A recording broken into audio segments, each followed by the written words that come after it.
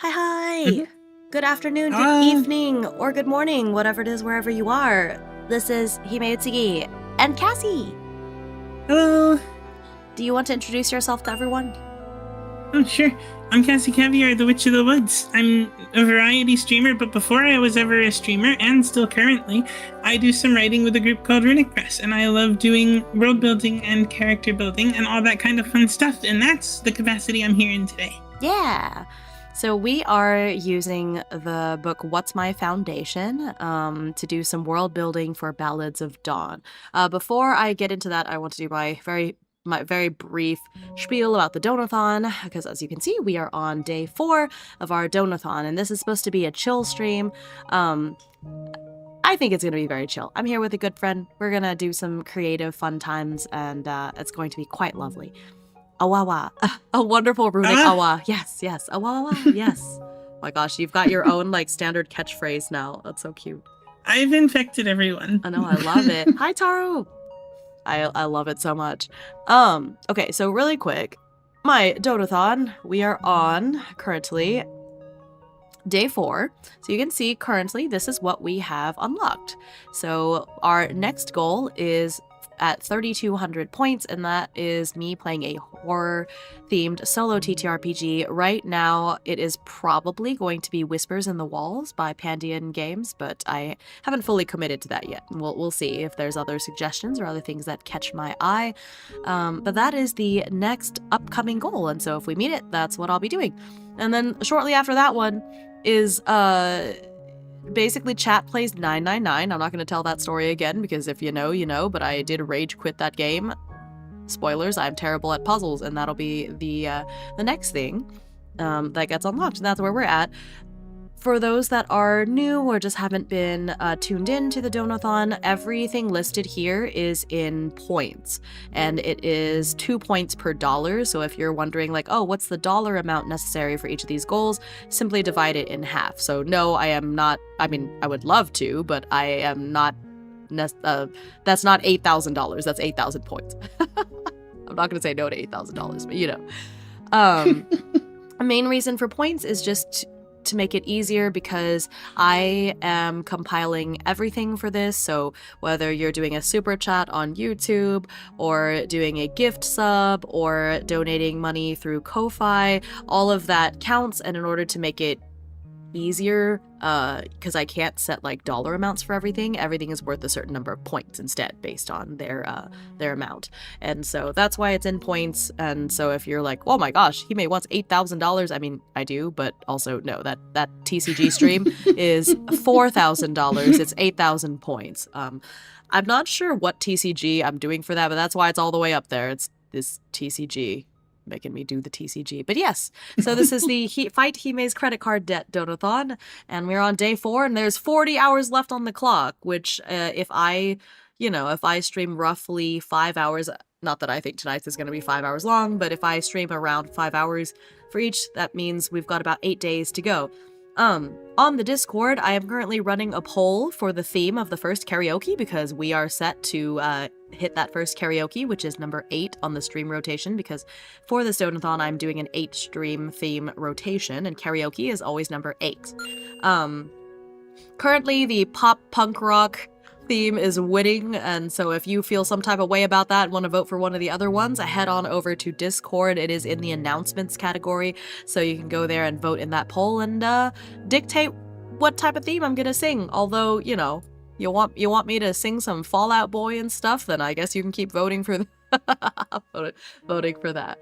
But yeah, good to see everyone here today. I saw Noelle just check in. Hello, Noelle. I'm gonna start from the beginning and see. I saw Kai got first, so good job, Kai. Amaya with the 100 stream streak. Hello, Cheeky. Hello, Ender. Taro, I already said. Zachary. Oso is here. Viper. Hi, Viper. I saw Seagulls. Cassie is here, of course. You have no choice. Let's see. Oh, Nick is here as well. Hi, Nick. And I think that's everybody. Oh, Nave is here as well. Hi, or Ty. Hi, Ty. Hello, hello. Welcome in. And Amaya. No, I already said Amaya. Yeah. So I believe I've greeted everyone. Okay. Full disclosure. Hello, everybody. I was outside all day today for a school event, and it was really humid, and they had just mowed the grass, so I am a little congested. And, I've been sneezing a lot, and I am very self-conscious about sneezing on stream, and so I try really hard to reach over and hit the mute button on my XLR, and I will continue doing so. But if I sound a little nasally, it is that I'm a bit congested from being stuck outside. Oh, I see Killer Flame with the 77 check-ins. That's lucky. And did I hear TCG? Yes, for 8,000 points, I will stream a TCG related stream, and I will break my rule of not buying anything during this Donathon and maybe buy like one booster pack of something. I don't know which game I'm gonna play. But I feel like if you don't want it to break the bank, Yu-Gi-Oh. Right. But I was told by my star twin Lacey that playing Yu-Gi-Oh just requires a lot of reading, which I'm not averse to reading. That's true. But I think Lorcana looks really cute. I think just good old MTG might be fine. I don't know. I'll figure. We will cross that bridge when we get to it. But hi Ty, yeah, I'm doing well. We're here doing some world building. Yugi. Oh my gosh. Okay, well we'll see. I'll probably do a poll. Honestly, I don't want to decide such things. You could be like the 6th person ever to understand the Pokemon TCG. I mean, I played the Pokemon TCG when I was a kid. I even went to competition tournaments and stuff. So oh hell yeah! So like that's the only reason I didn't go for Pokemon, because I feel like that's just a stream of me kind of rediscovering rules that I already know, and I don't know how entertaining that would be. You know what I mean? So that's fair. I'm not opposed to it. I just don't know how interesting that would be, I suppose. But I think in the end, I'll probably let the community vote for it, because I've discovered there's a tarot-based Yu-Gi-Oh set. Like, now I need it. Oh my god. It's true, but it is very short reading, since each duel lets 3 turns max. There's no way a duel lasts 3 turns. I've watched those fights with Kaiba, okay? Those were not 3 turns. But yeah, so we are using What's My Foundation to do some world building for my game Ballads of Dawn. And Ballads of Dawn, hey Winter! Ballads of Dawn is a solo TTRPG that I've been writing for the past, year or so. It's out for early access. I think you can get it for like $8 or something right now. It's in the pinned message. But it is a solo TTRPG where you are in a romantic fantasy world. There are mechanics where you can play as like a transmigrator or somebody who is a regressor. So if you have read a lot of those like romantasy webtoons, that's what I was most inspired by. But of course, you don't have to be familiar with those, with that media in order to play the game and enjoy the game. But I think you will get the most enjoyment if you do read stuff like that, because there's a lot of little nods to stuff. But when I first started making Ballads of Dawn, I had planned for it to be very open, like people get to completely write the type of story and world that they want to make. And then I realized over time that was really overwhelming, and then people would get really, especially people new to solo TTRPGs, might get really bogged down in the world building aspect of it, which, I mean, granted, is probably going to happen anyways because it's fun, but I realized it could be overwhelming, and so something that I've decided relatively recently, is to do some more world building, so there's lore and stuff for people to build off of. And then if you are a veteran of solo games and you want to just throw all that out the window and make up your own, then you can, but it's there for people who just want to pick up the game and start playing. You know what I mean?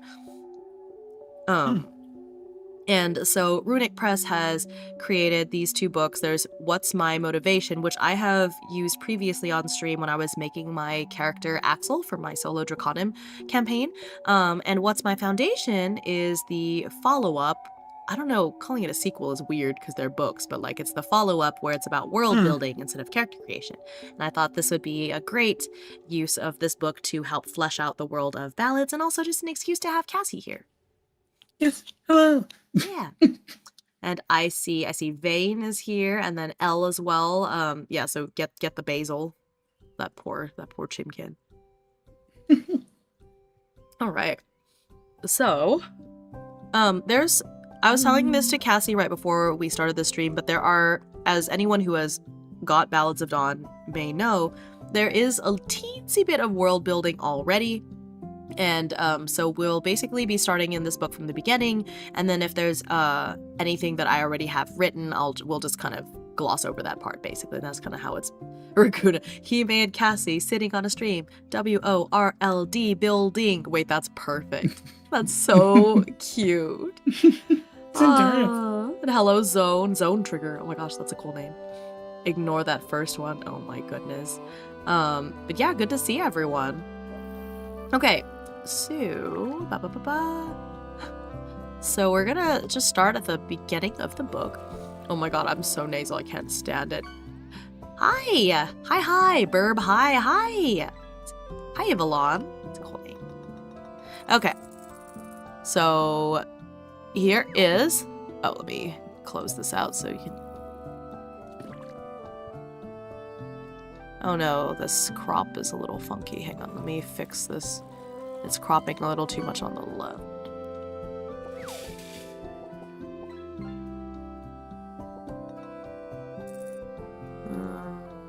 I'm messing this up. Alright, hang on. We're building the plane as we fly it, It's just the way. Okay. Can you also change the one that's in the Discord stream to that? Because I have... I think a different program of yours? Yeah. I have the PDF also, but... Yeah, I'm just opening the PDF right now. Gotcha. Okay. Oh, nope, that's too long. Oh, that's sweet of you, Yvonne. Thank you.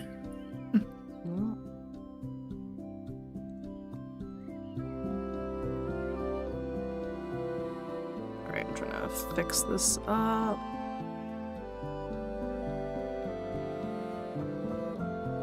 I'm fixing my cropping. I don't know why this is such a strange... There we go. There we go, and then I just need to make this a little bit long. Okay, Nope, that's not what I wanted to do. No, dang it. I hit a weird button, and now we're playing a game. Hang on. Don't... Just ignore that. That was very strange. Okay. I mean, if you have the PDF too, I don't know how much this will help, but I'm just making sure I'm following along with where you are. Okay. My allergies are also killing me. Okay, well, we're relatable then. I don't feel that bad. I just am congested.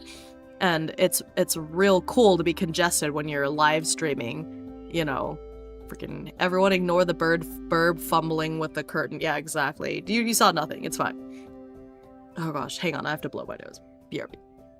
I mean, I'm not going anywhere. I'm just muting so nobody has to hear all that.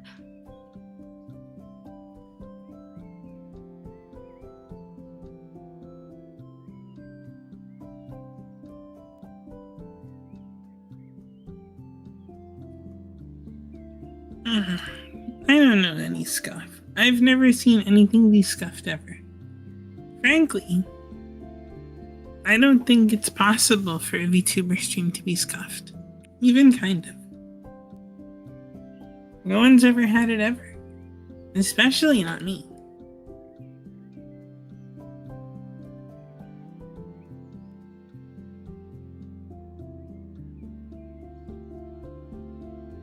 Okay, I feel a little better after that, so every little bit helps. You're welcome. Also, what the heck is scuff? My streams are never scuffed. I don't know what you mean. I've never been scuffed in my life. Yeah, Cassie is always perfectly immaculate. Yeah, it's true. What is this book, by the way? Oh no, you came in right after I explained what the book is about. You guys are all very sweet to me. Cassie, do you want to do your summary of what this book is about? This is a world building book, and when I say world building, it's not, oh, how do I build this town, this city? Which that's a book that we're working on. But this is building the entire background of your setting, the thing to build your towns and cities on. This is from Big Bang or otherwise start of the universe down to the individual biomes of the world you're playing on. We're probably not going to use all of this, and really the players won't be using all of it exclusively like in the setting, right? So some of it would even be too much, but to know the background of it all as the creator makes it much easier to establish things in the world, even if the players don't necessarily need these aspects. Yeah, that's awesome. TLDR, it's really cool. A thing I must acquire for surezies for my world building toy hoard. Yeah, I have put the link in the pin, and you can get it with my affiliate link, so I get a little bit of money to buy more TTRPGs. Yes, give the bird your money. Yes. Yeah. It says, oh, also Cassie wrote it. Cassie is one of the writers, yeah. I'm one of the writers. There's a lot of people, but yes, it is by Runic Press. No, hey, don't worry about supporting me right now. That's different. Different day. Right now we focus, give the bird your money. Thank you. Hi, Fallen Rain. Hi, Izzy. But yeah. Okay, so, introduction. I love the art in here, too. It's so cute. Okay. The person who did that art is actually the person who did my model. Oh, really? Oh, I love that. This looks very cozy. Okay. All right. Oh, I hate that I have to read a book and I have to sound like this. I'm so sorry. I'm doing my best. Okay. Charles Dickens begins A Tale of Two Cities. It was the best of times, it was the worst of times. It was the age of wisdom, it was the age of foolishness. It was the epic of belief, it was the epic of incredulity. It was the season of light, it was the season of darkness. It was the spring of hope, it was the winter of despair. We had everything before us, we had nothing before us. We were all going direct to heaven, we were all going direct the other way. Man, that guy sure did get paid by the word, huh? And he was almost certainly referring to starting a new TTRPG campaign. It's a time precariously balanced between excitement and wistfulness, between the anticipation of something new and the fearfulness of the unknown, and between having hundreds of ideas while simultaneously having none. Players deal with this when making new characters, but often these dichotomies are never truer than when you're the game master sitting down to design a new world from scratch. So many opportunities, so many concepts, so little time. Also, I just realized I'm reading a book, so I should change my pose. Here. Haha. Made a sandwich. Nice. Stretch goal for Hime sniffling ASMR stream. Oh my gosh, who wants that? Not me. I'm only going direct the other way. So are we all. Moreover, there's never a clear jumping off point or obvious place to begin. That's not to say we don't have ideas running around, we simply don't know which one to solidify first. Perhaps you decide that your campaign will begin in a small rural hamlet. But wait, who runs this town and under whose authority does it exist? So maybe now you develop a kingdom in which this hamlet exists. Oops, oh no, I pushed a button. Why did I push the button? Come back. Okay. But how did the kingdom come to be? How long has it been running the show in this region, and what kind of economic impact has it had on the surrounding area? Humankind and their ilk have not been around forever, and there's definitely a reason they chose to settle in this particular area. So next you want to focus on the literal world itself as you continue to zoom out. What kinds of life forms exist in this area? But, oh no, that heavily depends on what kind of climate and ecology you're working with. And now you're working on establishing the biomes of your world. To settle on those, you'll need to have a better idea of the land masses and continents on your planet. Wait, did you just say planet? Well, of course, that makes sense. The gods didn't just create a single planet solely out of whimsy and not have anything else in the galaxy like suns, moons, and other planets. Oh, you just said gods and galaxy in the same sentence, didn't you? Okay, we've got some work to do. And far too many times as designers, writers, and world builders, this is how it goes. We write ourselves into a corner, pausing only when we have nowhere else to go, and then sort out the details retroactively to keep moving forward. But what if, instead of feeling like you fixed a central plot hole, you planned ahead so your connections were seamless? How much better could your world become if you began at the beginning? Imagine a world-building scenario in which you started with the origin of the universe, the cosmology, theology, and arcana of your setting. Having a firm grasp on those ideas will directly speak to the next stage of development. Knowing how many suns or moons there are, the motivations of the god or gods involved in your creation myth, and how prominent magic is within your world is going to heavily impact how the world looks and feels. Narrowing your scope from there, you can start to consider the origin of the world. Here you can consider the geography and ecology of your setting. How are your land masses divided up? What are your biomes and why? Where are your biomes and why? And what kinds of plants, animals, and other creatures exist within each? Although I just saw something today where these like Minecraft, seed hunters, I didn't know this was a thing. They found a seed where every biome is on one landmass. Oh, that's cool. So it's like a big oval and every single biome is represented. It's wild. I mean, the ramifications of that on a TTRPG world would be so crazy. Right? That's so funny. Oh, good gravy. It's me. Oh, hi, Mr. Schaff. That's funny. Oh no, lol. I'm in this photo and I don't like it. For whimsy. In the beginning, there was only Burb, long before time had a name. That's funny. In the sky was the Burb, and in the forest was the elf. Yeah, but where'd the sky and the forest come from? Right. That's where you gotta think. Right. And the great call sounded, and spoke creation into being. Wait, I'm from heaven. Hi, You're Gavin. from heaven, but are you going there? Ooh. Hi, Gavin. Thank you so much for the raid. I hope you had a great stream playing Planet Crafter. For those that don't know me, I'm Himeutsugi, or just Hime. I'm the solo TTRPG parrot. Today I'm doing some world building for my own solo TTRPG that I've been writing called Ballads of Dawn, and I'm joined by my friend Cassie, who is one of the writers of this world building book that we're using. If you have to raid and run, totally understand. Please take care of yourself and do all of your post-stream aftercare. But if you want to hang around, we just started reading. I'm in the middle of the introduction currently. But hello. And I say it again, long before time had a name.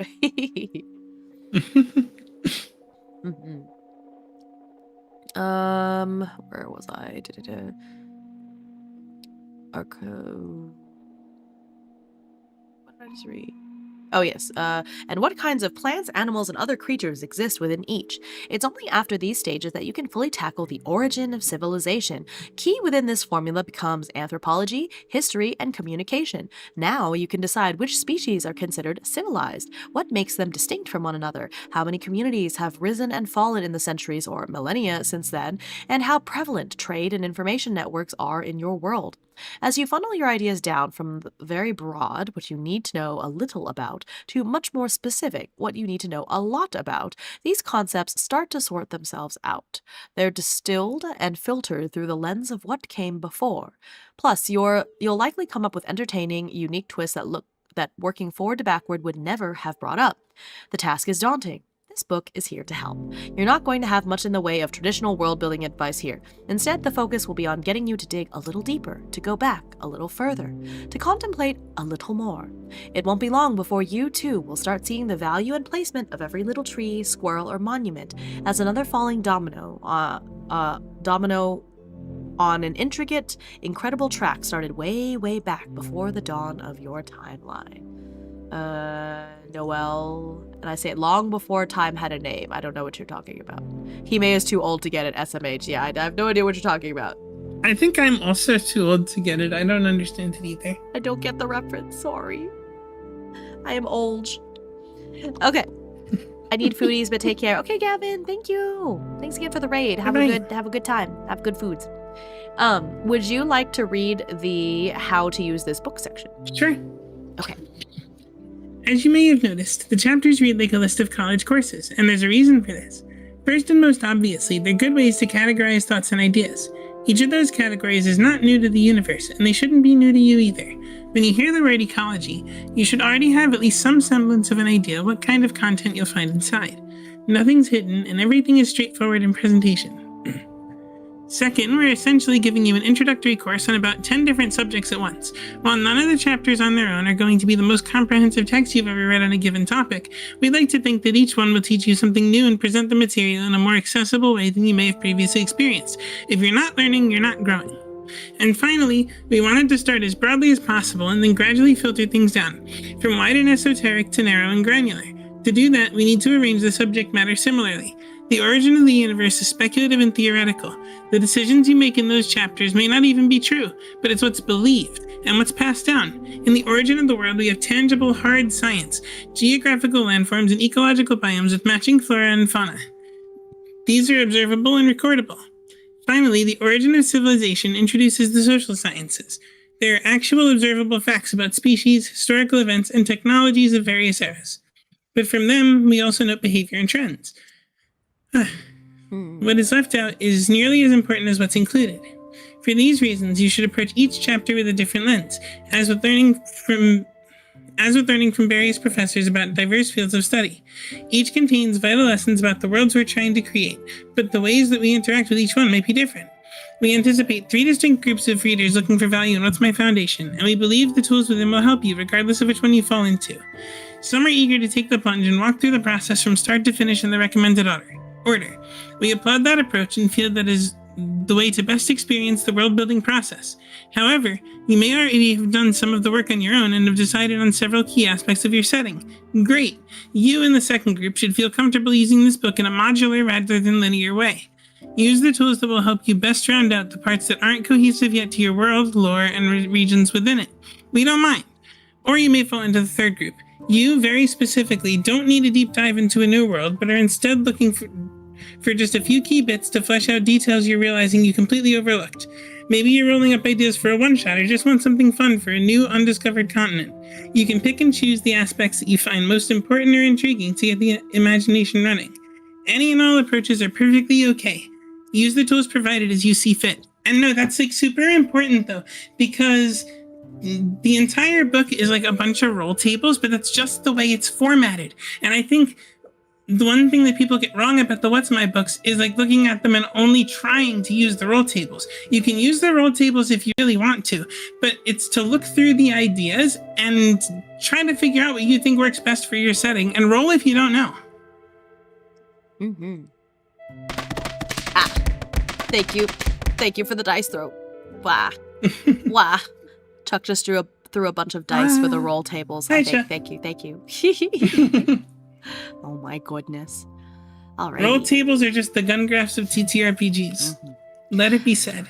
Yeah, and if there's something on the table that you like, just pick it. And if there's nothing on the table you like, then make up something else. Exactly. It's my philosophy for solo TTRPGs especially. And I think like the gun graph mentioned. If you like fancy yourself in the role of a god while you're doing this, you can almost treat this book itself like a solo TTRPG. Oh yeah, it's fun.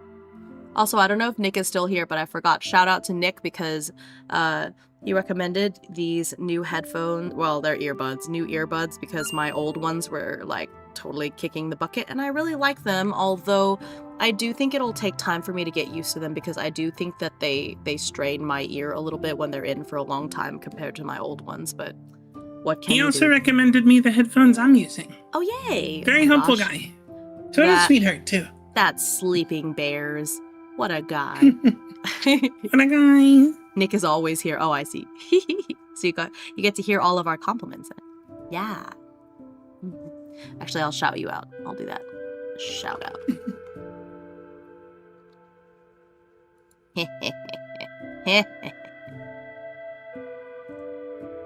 All right.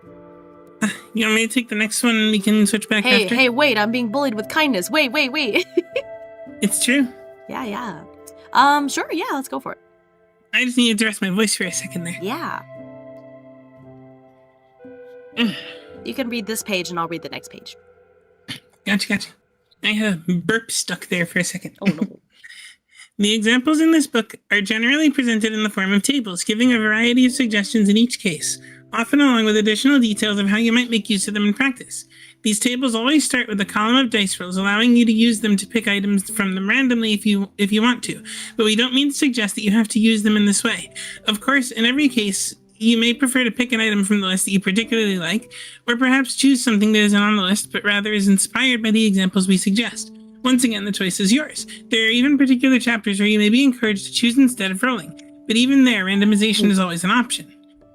Different tables, different dice. There are 3 different kinds of tables used throughout the book, each calling for different dice rolls.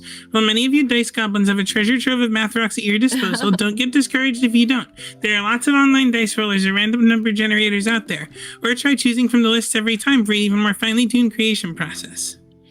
Even distribution. Many of the tables just ask for a d20 or d12 roll. These tables have equally weighted options in a list format. You are just as likely to roll a 1 as a 10, and no one choice is better than the other. Subcategories. Some of the tables begin with a simple die roll followed by a few choices. From there, you'll be asked to roll another die to find a secondary option on a table that follows.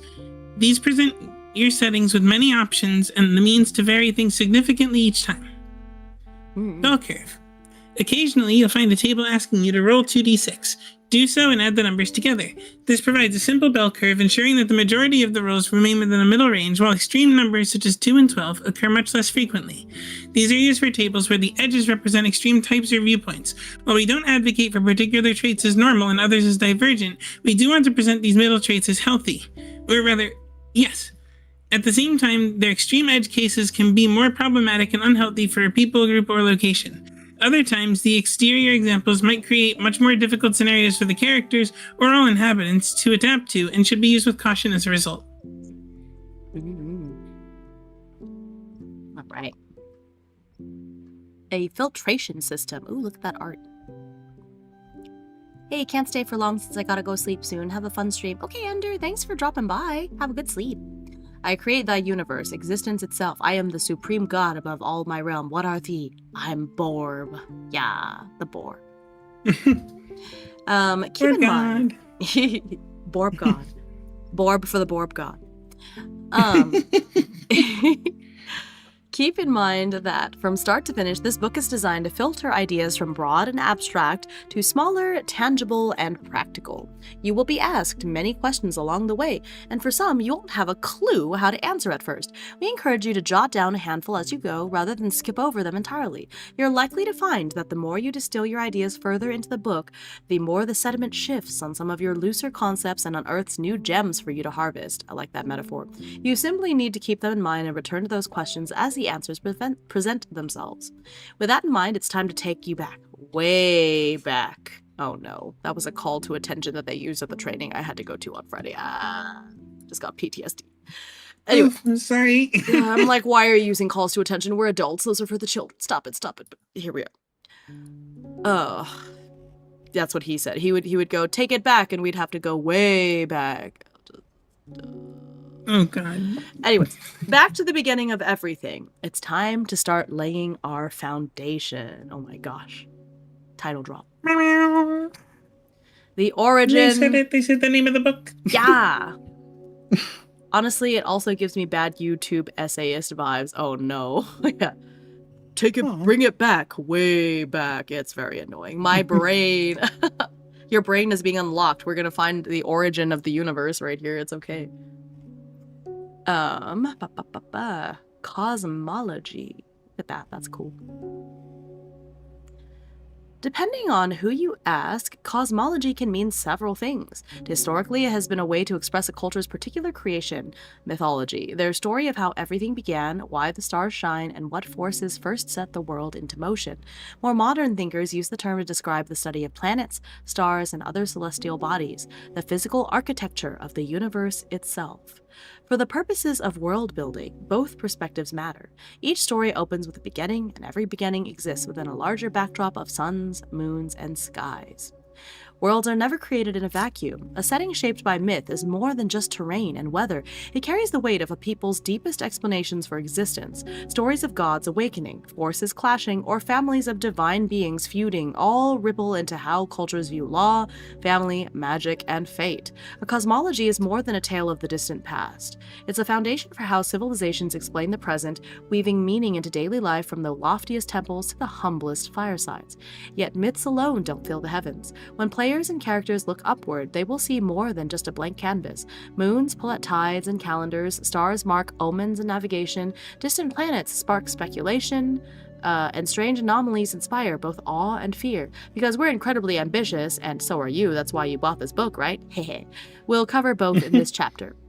By considering both the stories told about the beginning and the physical skies that frame every night, you give your world a cosmos that feels alive, mysterious, and interconnected. This chapter begins with creation myths and then turns to the celestial bodies that define the ongoing story of your world. Okay, so we are starting with the origin story. So we've got these tables. I already have my pantheon, so actually it's perfect that the beings are not named because we'll work on it. But it is time to roll. It is time to roll them dice. How do I want to do this? I want to turn. I guess I could. Where's my? No, I could turn the camera on. Let me see. Where's that popping up? I was gonna say dice tray count. Oh, it's behind the. Okay, I just need to move. No, not that. I need to move this part. Oh no, I disappeared. Where did I go? It's time to roll. I know that wasn't meant to be a rolled R, but Where did I go? Yeah, that's what you got. What happened to me? I've gone poof. I got poofed. Oh my god. Oh, wait, never mind. There she. That's also not right. What happened? Why am I all the way down there? What the heck just happened? What on earth just happened? I cast underground borb. Whoa! I have been found. Okay. Welcome back. Thank you. I don't really understand what the heck just happened.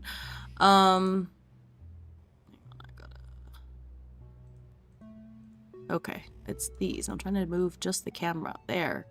Don't mind the mess. I was trying to figure out how to install the headphones yesterday. It's like a whole thing. Okay. I don't really have a good place to put it, so I guess I'll just put it there for now. Okay. Let me put away all of this stuff. All of the headphone stuff from yesterday, because I was like, how the heck am I supposed to put these new little nubs in? That took a second. I'm very smart. I was like, why is there no manual? I had to figure it out all by myself, only to find the manual at the bottom of the box. It's great. In my defense, it was like 3 in the morning. Okay, so... the fish is directly over. It's fine. It's fine. All right. There. Oh, the fish is directly above the dice tray. That is funny. And now Chuck is doing it too. I see. I do appreciate the dice cam. Well, I guess I need to move the fishing. All right. Wait a minute. I'll just Mike Wazowski. I'm just gonna put the fishing game right there. No, that's perfect because the stream RPG killer just did it. That's perfect. That's perfect. Okay, I love it. Perfect. Yes. So, Leave it. yeah, that's exactly where it needs to be. That makes me really happy. Okay, so for this, it is a D6. So we're gonna see which one it is. Oh, I'll use my gem die. This is peak streaming. I'm so glad. You missed Robo at the end of the archipelago with all the unregistered cams up at the top of the screen. So funny. You couldn't even see his Factorio gameplay. I know, that was so funny. Fishing and the RPG game are really the face of the party. This is ADHD streaming at its peak. It is. My entire stream is just an ADHD trap, don't you know? I actually have another game I bought the widget. I haven't installed it yet, but it's like Wordle. And so you have to like guess the words. Ah, oh my gosh, you got the Screamer of Teenage. Ah, the Screamer. Okay. I rolled a 1 because of course I did. It's me, so of course I rolled a 1. Let's go. So I got X. It's Latin. Ex nihilo. Thank you. All right, literally from the Latin phrase "creatio ex nihilo." I took Latin when I was in high school. That was like 20 years ago. Meaning, I guess if it's nihilism, that is nihilo. I don't know. I would think. I didn't write this part, so. Right. Lamau, that is all my current channel points. Get wrecked. Why was that even in the lake? We don't question these things, okay? The Borb God put them there, and you will accept it. Okay. Literally from the Latin phrase creatio ex nihilo. If I say it with confidence, it sounds correct. Meaning creation out of nothing. These stories are predicated on the fact that nothing came before this moment. There must be an entity existing outside of this nothingness that decides to turn all of the infinite nothing into something. These stories are often quite short, as there is only a single creator being, and the accounts frequently lack any true crisis to overcome. The struggles in these worlds are rarely the fault or concern of their progenitor beings. I like it because it is shrouded in mystery. I think I like the idea that there is no myth that just is like one day the world came out. Cleaning out Hime's teeth with every cast. Yeah, you know it? Sure. It's not a lake, it's an ocean. Yeah, that's what it is. Hime's not a goose. Their beak doesn't have teeth. That's what you think. You can't see you can't see the smug smile I'm doing right now because it's blocked. Does this make me look like an eldritch creature because there's just a lake where my head should be? It's actually, I kind of like it. Does this make me an object head? Technically? Yeah, no, I mean, there is something liminal about it. I kind of like it. I thought you said that was all of your channel points. You lied. It's the wings going on the side of it that's really making it. Yeah, biblically accurate. Yeah, exactly. I have a biblically accurate angel tattoo, so it's kind of perfect, actually. That's awesome. Have y'all seen it? It's on my upper arm. I'm actually wearing a short sleeve shirt today, so you can see it here. Would you see it? Don't dox yourself again, Birdie. It's just a tattoo. Pretty. It's pretty. It's bright. Okay. I would read the Princess Lakehead manga, right? You got Magikarp! Sick. Yeah, I am a little sick. Heh. Finger guns.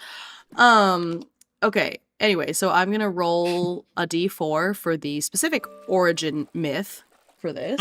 Wait, what happened to my music? I set it on repeat. Why did it stop repeating? The repeat button is a lie. Okay. Are you still watching? So that was Totomori's newest album, which is Callanwood Wavefinder. I do like Totomori for this kind of stream, so I'm gonna play another one. Let's do the Shoreline Mistword album. I'm hitting repeat, but I don't think it will, because it always lies to me. Okay.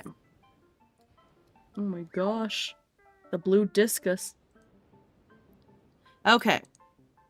Feather ears are a symbol of overfishing, is that it is. Fishing fish out of Alan Wake Lake. Oh my gosh. Yeah, don't worry about it. Don't worry about it. Oh my gosh. He's a much better protagonist than Alan Wake. I hope. Yeah, it's not hard. Okay. Oh my gosh. Okay. D4, you say? Actually, since we're talking about it, I do have these like biblically accurate angel dice. So let's just continue, shall we? D4, D4. This is when we learn Hime has their social security number and all their passwords tattooed on their other arm. That would be wild. I don't. My other arm has a snake on it. All right. I got a 3 this time. But don't worry about it. It's giving maximum vice captain. I talk to that guy too much. I think that I've started picking up some of his, like, speech mannerisms. Uh-oh. I don't know if he's picked up any of mine. He seems a little bit less malleable in that way, but I caught myself saying, I'm going to be real with you today. I didn't say it in New Yorker way, but I said it to a student. I was like, I'm going to be real with you right now. And then I caught myself and was like, oh, man. Oh, shit. Like, oh, no. I know where this came. I know where this came from.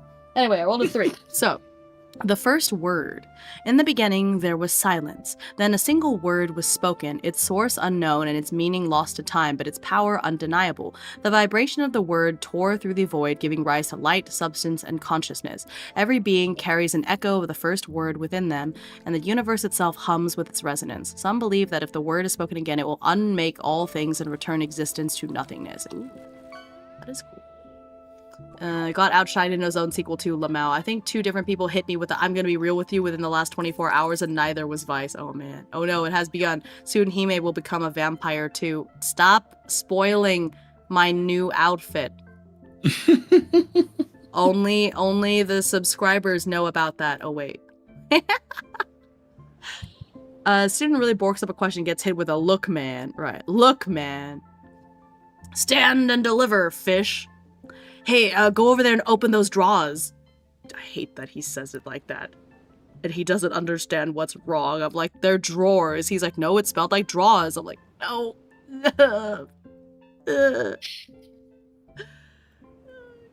But he gets to say draws, but then he makes fun of me when I say oh. Like, please. Me holding up a shirt that says tolerance, you're both wrong. Oh my god, get out of here.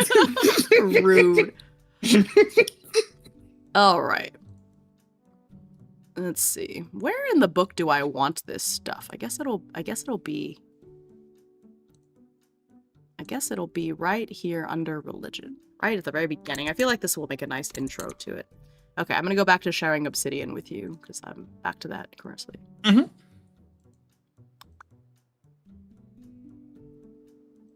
Okie dokie. Alrighty. So, the first word.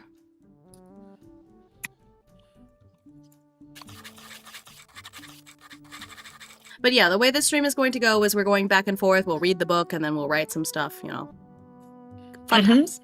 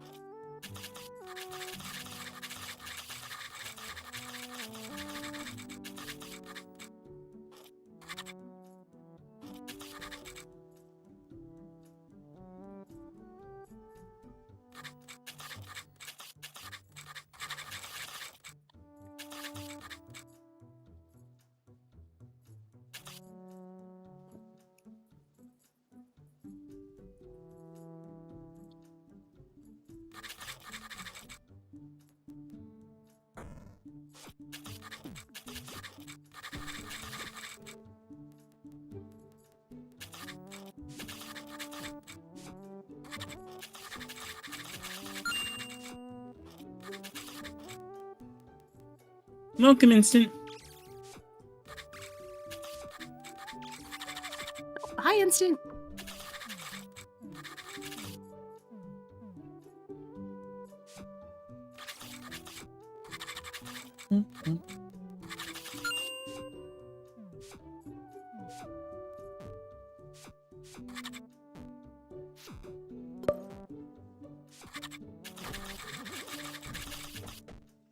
Nah.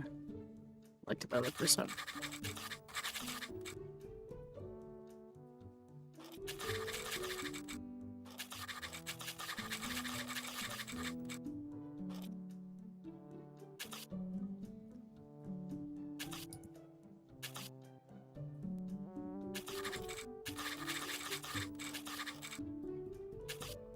Hime, do you think being on stream is enough luck to manifest finally getting a card that's not one of the 10 that I've had? Maybe.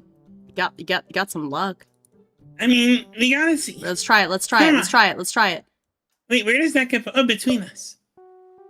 Oh. No, it's just Say again. But you got Say. Just. You got Say. Say was my first card. You got Sabi. Say is very powerful. Say is a good card to get. How many? I don't even think I have that many cards. I don't pull for myself. Hime's stream is the wrong stream to get Butterluck. Kai, you better don't. Here's the thing. You better don't. You haven't experienced my dice luck yet. Okay, but I've experienced L's dice luck, and I truly do not believe that there is anybody who is on that level of bad. The issue with my rolls is that my rolls are extreme either way. Like I'm rolling, if it's a D20, it's 1s or 20s. Like it's bad. Yeah. But I was in a session with L where he rolled like 8 nat 1s within like a 5-minute span or something. That's horrific. I got Vice again this stream. I think it's like the 8th time I got the Wizard. L is built different. Yeah, L is... So when you put L and I together in a campaign, that's why every time Brovican... Like when Brovican put us together, and then he's planning another thing, and I was like, you want me and L together again? Really? L's rolls were something biblical. It's biblical is the word. Yeah, that's the word. Could make this a lot more interesting. You want to join me and Kappa when we do the Curse of Strahd speedrun? Oh god. Man.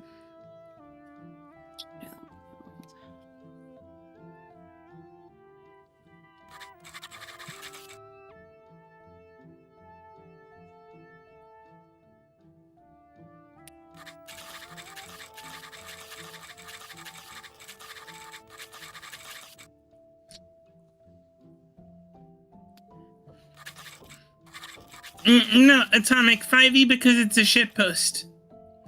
I think the 2e one would probably be like... There'd actually be a challenge. The entire butt of this joke is 5e vampires lol. That's the bit.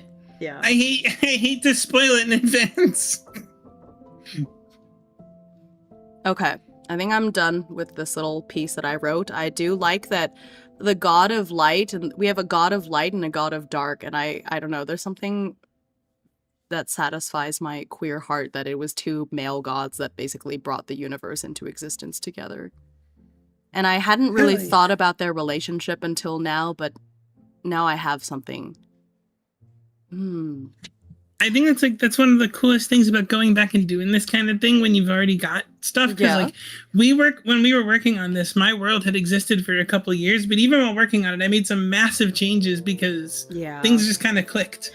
I didn't have any concept of what the gods were like until now. Like I created this table, so I knew the 6 gods and goddesses, and I knew what they were in charge of and everything, but I didn't have anything beyond that. Like I didn't have any sort of mythology. I didn't have, how did this world come into being? I like the idea of building in these details and having it be reasons for other details down the road rather than just like willy-nilly throwing ideas together. So this is I'm already worth it. Yowie is powerful. From Yowie came the universe. Okay, so I'll read this off. It says, "It is believed that at the beginning of time there was absolutely nothing but darkness. The god Atris awoke within that darkness and in his loneliness spoke a single word.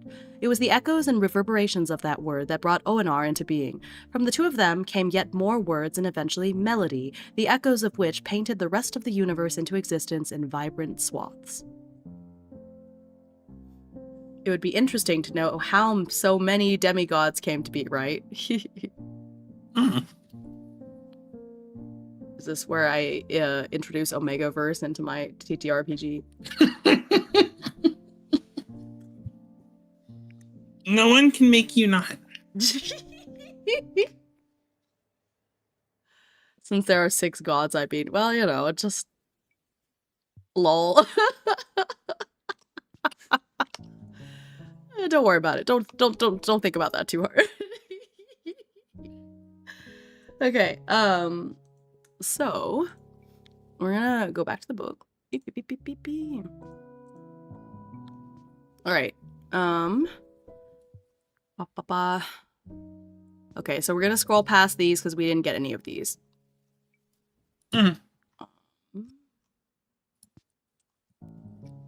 Okay, so we are on page 25 with celestial bodies. Would you like to read this part? Sure. All right. Or page 24. It says 24 on the page. It's 25 in the PDF. Yeah. Okay. Humanity has seemingly always looked up at the vast night sky and pondered its existence. Why are we here? What else is out there? What even is out there? Or for that matter, where is here? Are the grand light celestial beings, cryptic signals, giant gas orbs, or something else entirely? These questions are as old as firelight and storytelling, and they have inspired myth, omen, and speculation in every age. When you're world building, it's tempting to let the sky remain little more than a backdrop. A sun to rise, a moon to wax and wane, stars scattered like dust. Yet even simple choices about what lingers above can reshape your world. Moons govern tides, calendars, and superstition. Strange wandering stars might herald war. A second sun could alter harvest cycles or inspire whole new religions. In a fantasy setting, these details dip deep in myth and wonder. In more modern or science fiction tales, they can redefine possibility itself. And while your story may never leave the ground, the skies can still shape the world around you. A pale star glimpsed only once a century, an icy planet glimmering faintly in the heavens, or an unexplained anomaly hanging at the system's edge. These elements hint that the world is part of something greater. They remind us that cultures look upwards and weave meaning, that explorers speculate about what lies beyond, and that the universe stretches far past the borders of the map. The following tables are meant to help you build those skies. The number and type of stars, the nature of nearby planets, and the anomalies that make a system unique. Whether you use them for single myth whispered by starlight or to launch characters into new worlds, they serve one purpose, to remind you that no story exists in isolation. Every world is part of a more expansive cosmos, and that cosmos is alive with mystery. All right. So, system, stars, and planets. And I like that idea that even though this is mostly a fantasy setting, that there's still some, like, still think about the stars and planets. Because technically, your character can be a isekai from the future. So you're, like, from a cyberpunk world and you get plonked in here in medieval fantasy land, you know? So, And I mean, from something as great as sci-fi as that, to something as fantasy as, oh, you're playing a lunar mage? Which moon? My world has 3. Right. Like, there's the mythology is affected so much.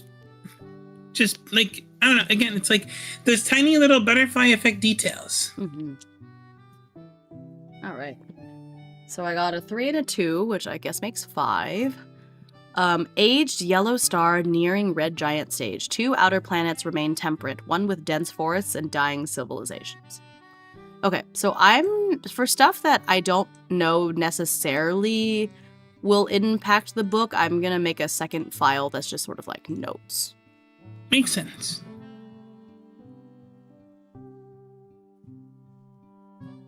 Because I don't know how important this is going to be, but I feel like it's worth making a note of it.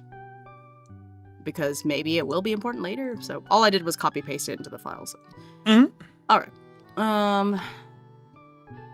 So then there's 2 planets. So we're going to roll 2d6 per planet. Okay.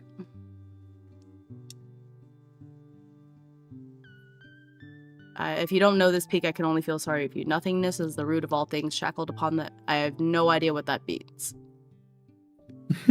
But it sounds cool, and I like the idea of there being a baguette wizard. They summon bread. Can you go battle sentient moon? You should. It brought werewolves into the world. I mean, it's a solo TTRPG. You can do whatever you want. Just like That's so true. Just like creating your own sport and making all these characters to join your sports team. Atomic, you already did that. Alright, so 5-5 is 10. Mountainous, high-gravity planet, rich in resources and hardy life. 1 cloudy moon with microbial activity. Okay. So there's 2 planets. This is planet number And I one. mean, if the forested one is the mountain one, you've just got a really rugged fantasy looking planet. Right. So, well, one of these planets has to be the one that my characters are on, right? yeah. And the other one is ruins. So, yeah. So I'm gonna just pick one.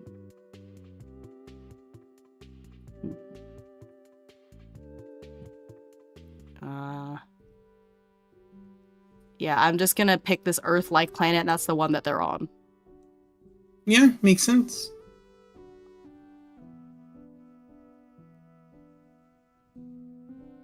So, this is one.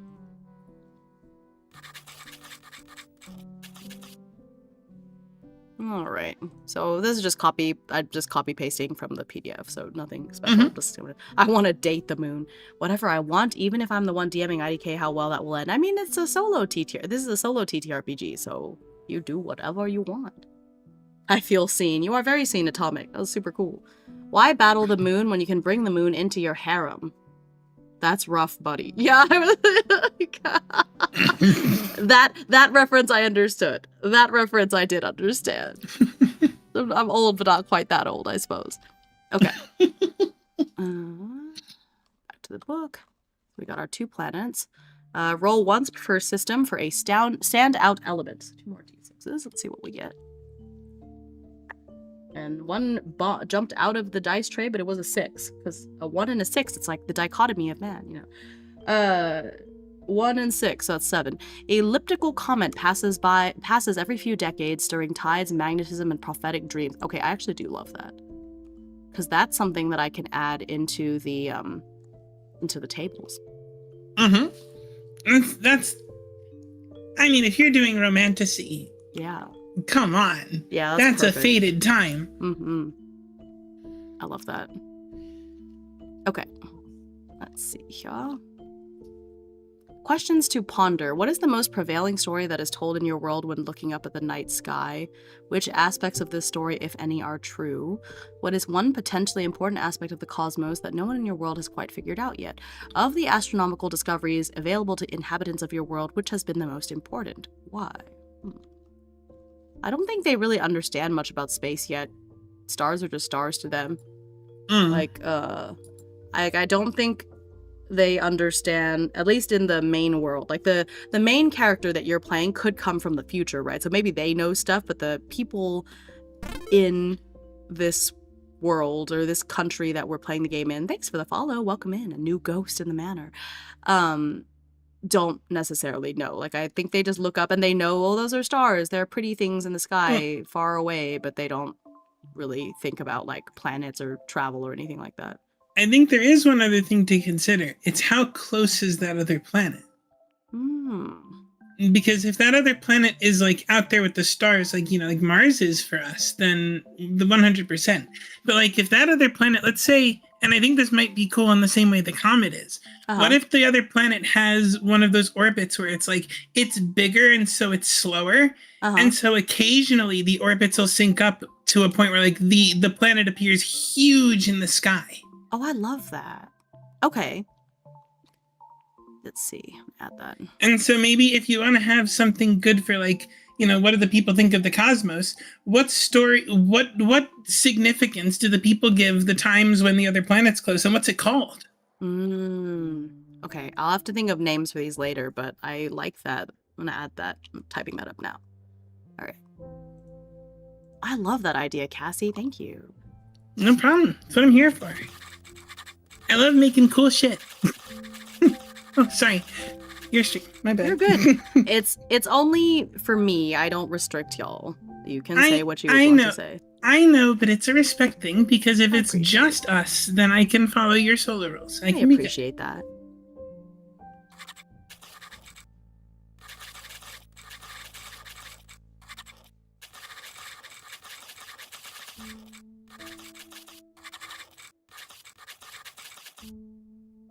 What are the reasons they come up with for that? I think about the...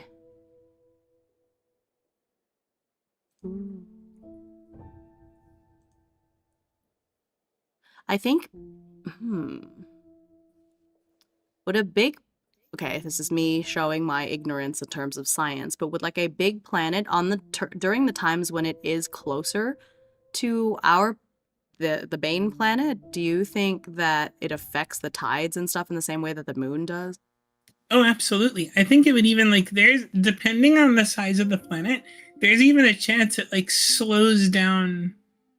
Like if it's got its own gravitational pull, there might be some sort of effect on either days, seasons, something. No, if that planet's big enough, it absolutely pulls on the water. Okay. In that case, I want to think because Quarren is the goddess of chaos and the sea, and so I feel like they would associate this planet with her. And like, oh, when Quarren, like, it's believed to be where she lives, and when the planet gets close, weird stuff happens. What if it's her eye? In their myths. It's her coming in to watch, and so her presence brings... Oh, yeah. Maybe she got into a fight with one of, there's the goddess of life and death and the goddess of love and war. So maybe she got into a fight with one of them and they knocked out her eye, and that's what orbits around, and they see it every so often. Like, that's the myth. I like that. And that would be a cool explanation for why it's so full of life, yet so it's because that's the one with the jagged mountains, the deep forests, and the civilizations that are falling apart. Yeah. The reason they're falling apart is the chaos. You can't establish anything there. Yeah. It's the mountainous, high gravity planet. Yeah. Okay. Now here's a question. Obviously the people don't know the answer, but us above game, is it actually her eye? Ooh. I think it should be. I think it used to be her eye, and now it's just like a dead thing that floats around, but I like the idea of it like actually being her eye. That's cool. I like that. Yeah. I think she should be. I thought about it, and I think it would make more sense for her to be fighting with Therios, who's the goddess of love and war. They got into a big fight. Knocked out Quarren's eye. That's fun. See, this is the kind of stuff I was hoping we'd get into. It's so fun. Yeah. You ask those little questions and you find out such cool things about the world that is nowhere in the book. Actually, I guess we're just gonna call the planet Quarren's Eye, because that's what they think it is. It's not. They don't conceive of it as a planet, so we can just call it Quarren's Eye.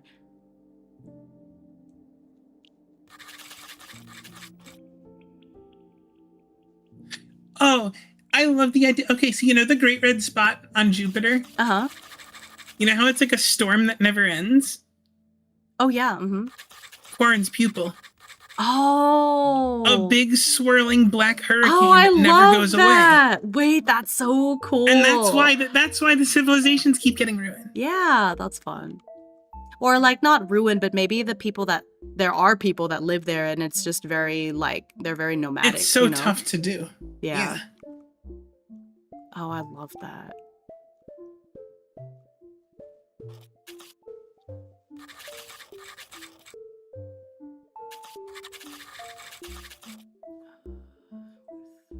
Therios.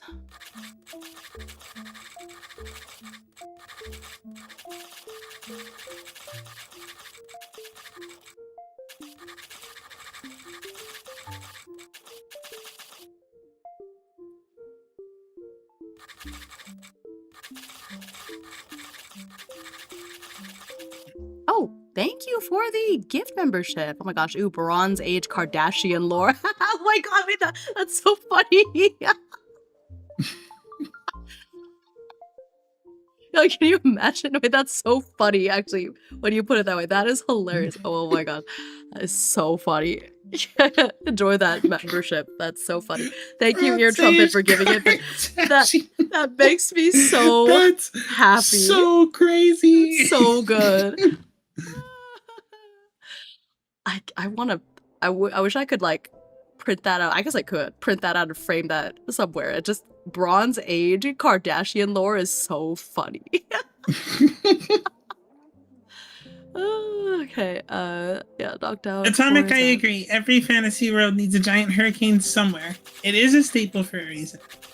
Oh, Chuck says, imagine it was a sacrifice type thing. A take my eye and leave it there so that life may prosper and I may forever watch it grow type situation. I think maybe different people, like, have different views on it. It's just the traditional story is like, well, they battled and her eye got knocked out. As to why they had a fight or what happened after the fight, that's up for interpretation, right? After we lost Pluto, I think anything can be a planet as long as I believe it is. In fact, I think you're a planet because you're my world. Oh, Rex. Oh, look at that. Oh, I felt my blood sugar. My blood sugar spiked just now. Here, I'm gonna give you some fish though. How is our favorite parasitic Jaeger? Hi, Give Me. Oh yeah, Give Me's thing is that he always comes in and calls me by the name of another bird that starts with the letter P. And so we always learn these, and it's a different bird every time. And I've learned about the existence of so many birds that I didn't know that existed. Oh gosh, you got a trolley.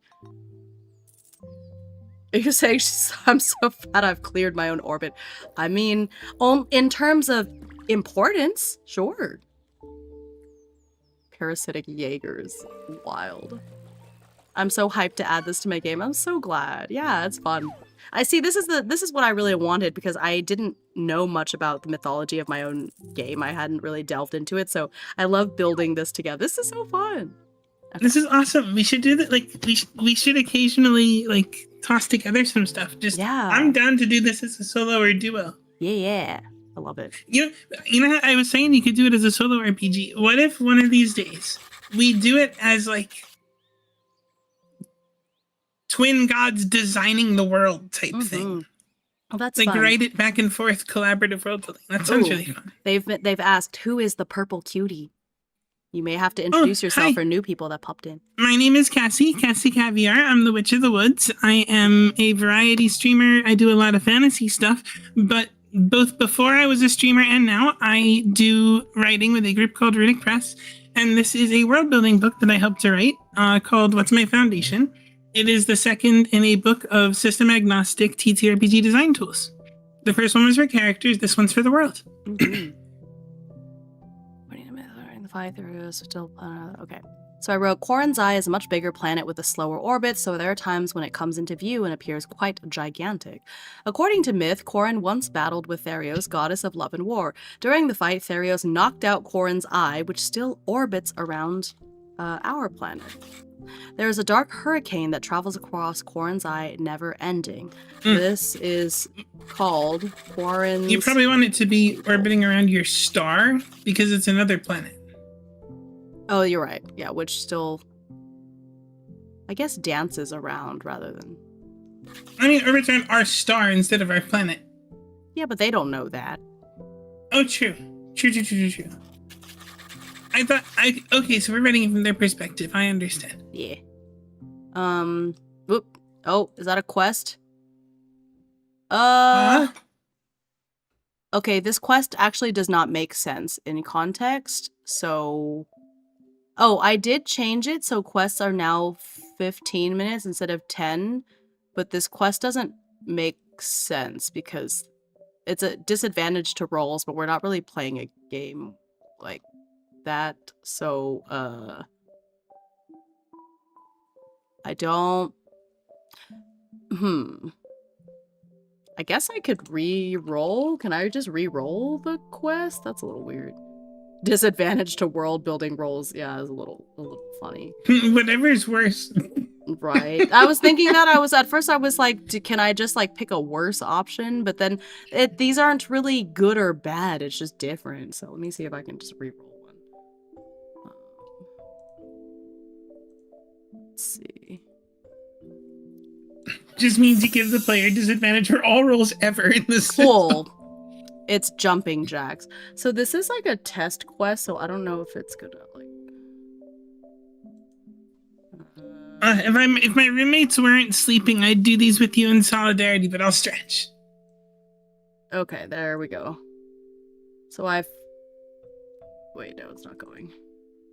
I think I'm gonna have to just do this manually because it's being weird. Okay, I'm gonna set a timer for 15 minutes.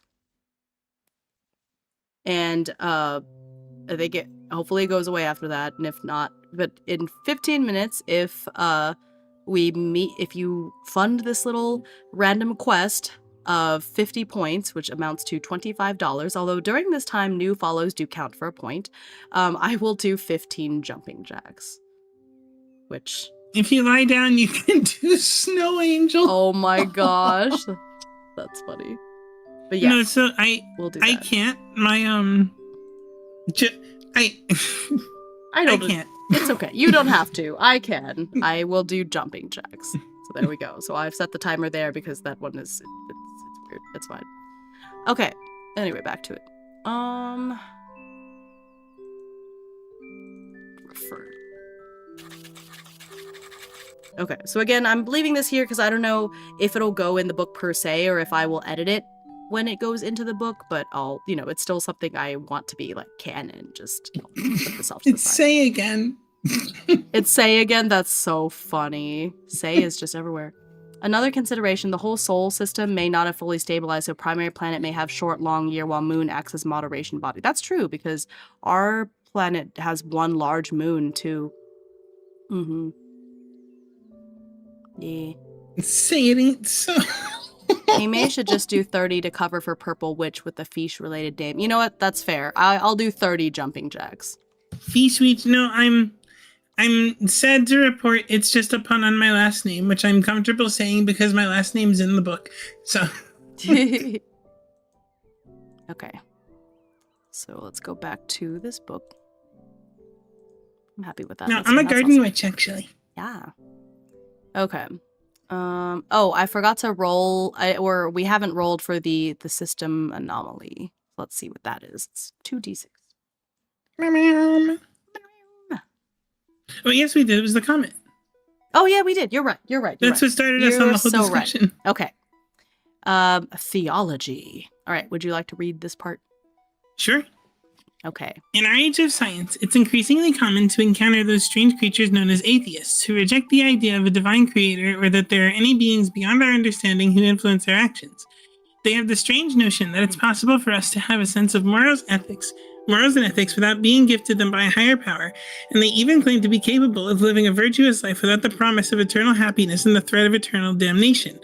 Naturally, such an idea is simply science fiction, and the worlds we inhabit as TTRPG players follow much more plausible principles, in which good and evil aren't mere constructs of society, but are fully embodied in the person of physical beings of unfathomable power. These beings are known as gods, and they exert a vast influence over the worlds they inhabit. But what are gods? Where do they come from and what do they want? Religion is truth and is myth. In our world, there are multiple competing religions with differing teachings about the origins of the world, the nature of divinity, and what the divine expects from us in terms of our moral values. Since at most one of these religions can be true, we have to accept that the majority of people in the world are wrong in their beliefs, while we may disagree about which ones are right. When creating your world, you face a similar dilemma. As the original author of your world story, you are in a privileged position to know the actual truth of how it came into being. We're speaking here of the in-universe truth, of course. In the wider sense, you are the true creator. You know how the universe actually came into existence, as discussed in Chapter 1, and the nature of any gods within it. But the people of your world won't have your good fortune. They'll have to come to their own conclusions. This leads to an interesting situation where you have the option to build entire religious beliefs in your world that you know to be false. Different societies might believe in different gods, and none of them might be real, even if gods do in fact exist. This means that you may find yourself using the tools in this chapter both to determine the truth of the divine in your universe and what the people actually believe in. Even if you start from the assumption that there are no gods, that doesn't mean people don't have religion. Divine presence. Many a Christmas movie has its theme of the tragedy of grown-ups not believing in Santa, raising the obvious and awkward problem that if Santa actually existed, everyone would believe in him because there would be a lot of tangible evidence. In the same way, it's a lot easier to believe in gods when they are physically present in the world, reigning from a high mountain or manifesting in the town square. So the first question you need to ask yourself is whether gods exist at all, and if so, are they physically present in your world? As part of the same question, you can consider how much interest the gods take in the world and its people, and their attitude to prayer and worship. Do the gods answer pleas for help? Do they reward piety and punish those who sin against them?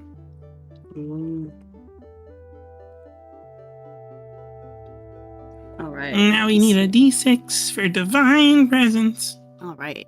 But I mean, I don't think... So That's like, fine. your gods here. Yeah. What do we already know about them? Because They're relatively... since you have... Yeah, they're relatively hands-off, but there are a bunch of demigods out and about, and so basically, if you have even 1%, like a drop of divinity in you, then you're a demigod. And so it could be that the 6 gods unlike the Greek gods, they don't actually go down there that often, but just from that one person's bloodline went on and on and on, and now there's like a bunch of demigods everywhere.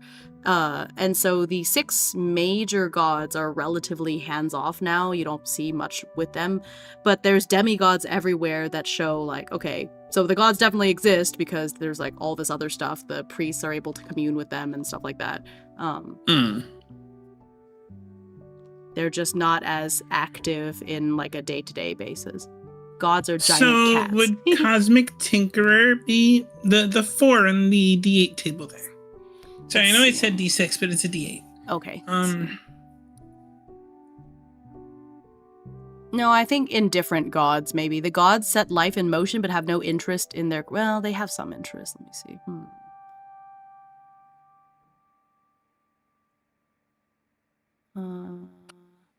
One or more divine beings created the universe and the worlds within it, and seeded them with life, which then evolved naturally.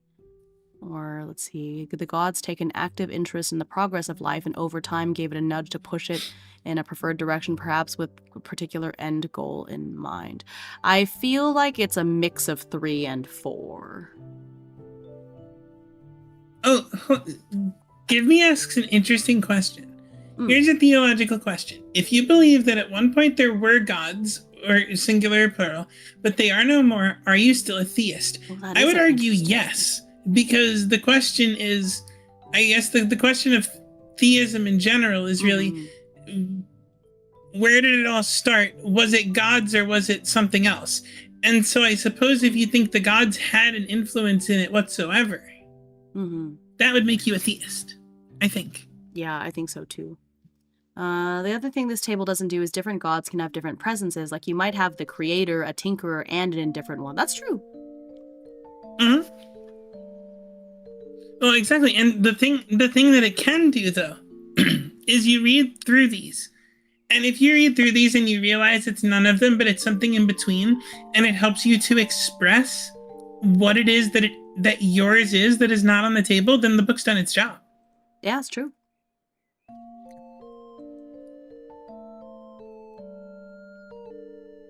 Let's see. I think that will be here. So what I wrote is there are gods and goddesses of one pantheon which are worshipped across the world, I guess I should say. Though some countries revere certain gods more than others. Each god has their own holy order that serves them, etc., etc. This table can be used to... Belief in these gods varies from person to person. Some are very fiercely devoted to the gods, or at least their patron god, and believe all the holy scriptures and stories, while others may forget some of the pantheon's names and seem to only pray when they need something. However, there is so much daily proof all around that the god's existence cannot be denied. Like there's really no atheists because the gods do come down, they do communicate, and there's demigods everywhere. And so, I think that it would be hard pressed for there to be people in this world that like disbelieve in the gods as a whole. Right. No, that makes sense. I think one good question to ask is, are the people correct about what the domains of the gods actually are? I would say so, because I think that the gods do come down, they communicate with them, you know, like these are not gods from afar. It's kind of, I view them as kind of like the Greek god level, but not so mean. They're a little bit more apathetic. So actually, scroll down one. Let's do divine nature before we do this divine presence thing, because I think with you having yours made already, this might make a bit more sense. Okay. So a closely related question is the nature of gods. What does it mean to be divine? Are these simply powerful beings that live and breathe and bleed like mortals? Or are they something else entirely, unfathomable beings of pure energy and light?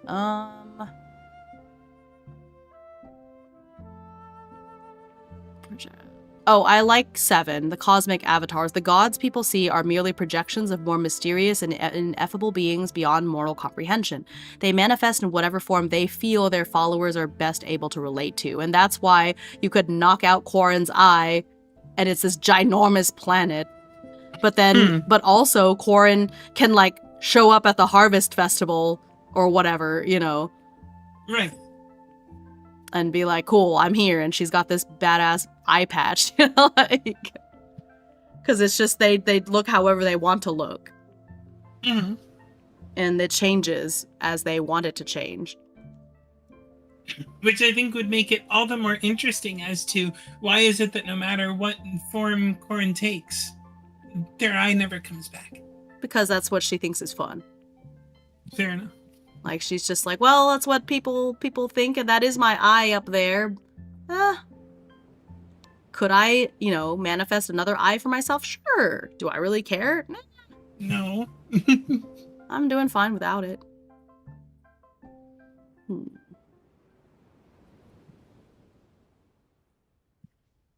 All right, this is where I'm going to add here to the book.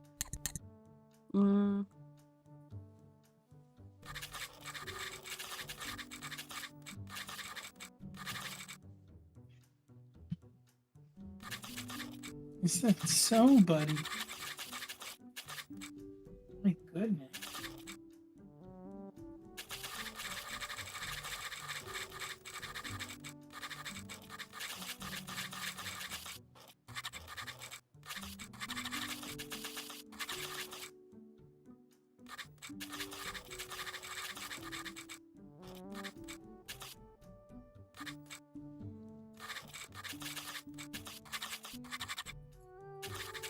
Hi, Pad. Good to see you. Ning, ning, ning. Buddy,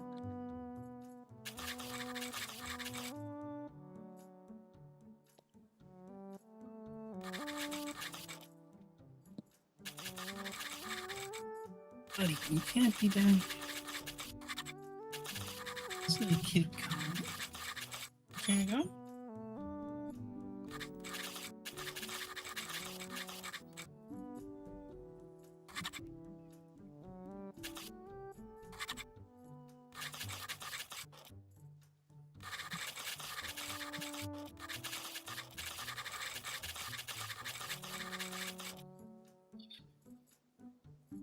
Chaos cult with an eye tattooed above their heart. Yo, that goes so hard. It does.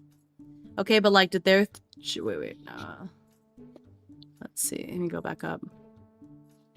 My single crunch berry of a brain growing soggier in the presence of all this big think TM. Could still be an atheist if you think they are like natural beings and not gods. Maybe. I guess I think that makes you more of a theologian than anything, because then you're arguing the nature of divinity. Yeah. You should have seen me making my royal family. My brain grew 3 sizes that day. It's true. It would be funny if manifesting another eye, like, gave them one in their forehead but left the other normal eye socket empty. Yeah. Chaos cult. Dear Strong Bad, how do you scribe with boxing gloves on? Oh my god. Homestarrunner.net. It's .com. That's so nostalgic.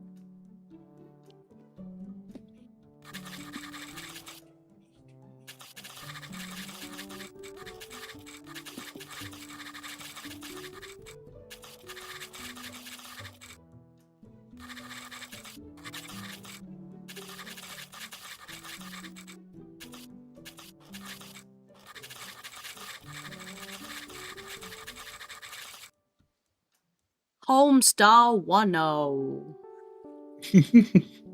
Making out with Marzipan.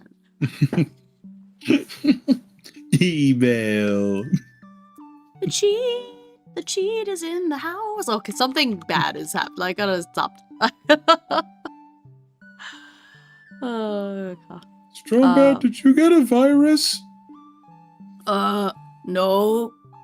Did you get 60,000 viruses? Yes. Very yes.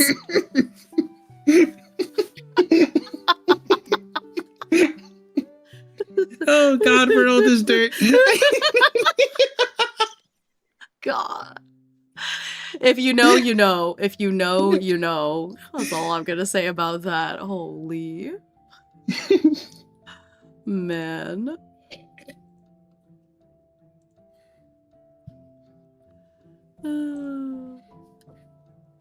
Yay for being ancient. Yeah.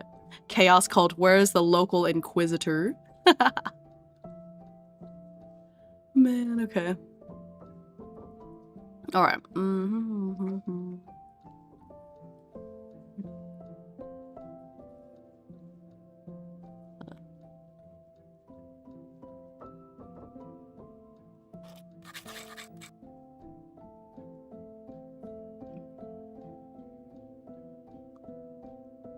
Yeah. Alright, so, I added this paragraph that says, while the gods don't tend to meddle too much in people's day-to-day affairs, they do come down on occasion. For example, Natana will often make an appearance at harvest festivals, or Quarren may lend a hand when a ship is about to be wrecked in a storm. It is understood that the gods may change their forms and size completely at will, but they seem to have a few... Oops, I put this in the wrong.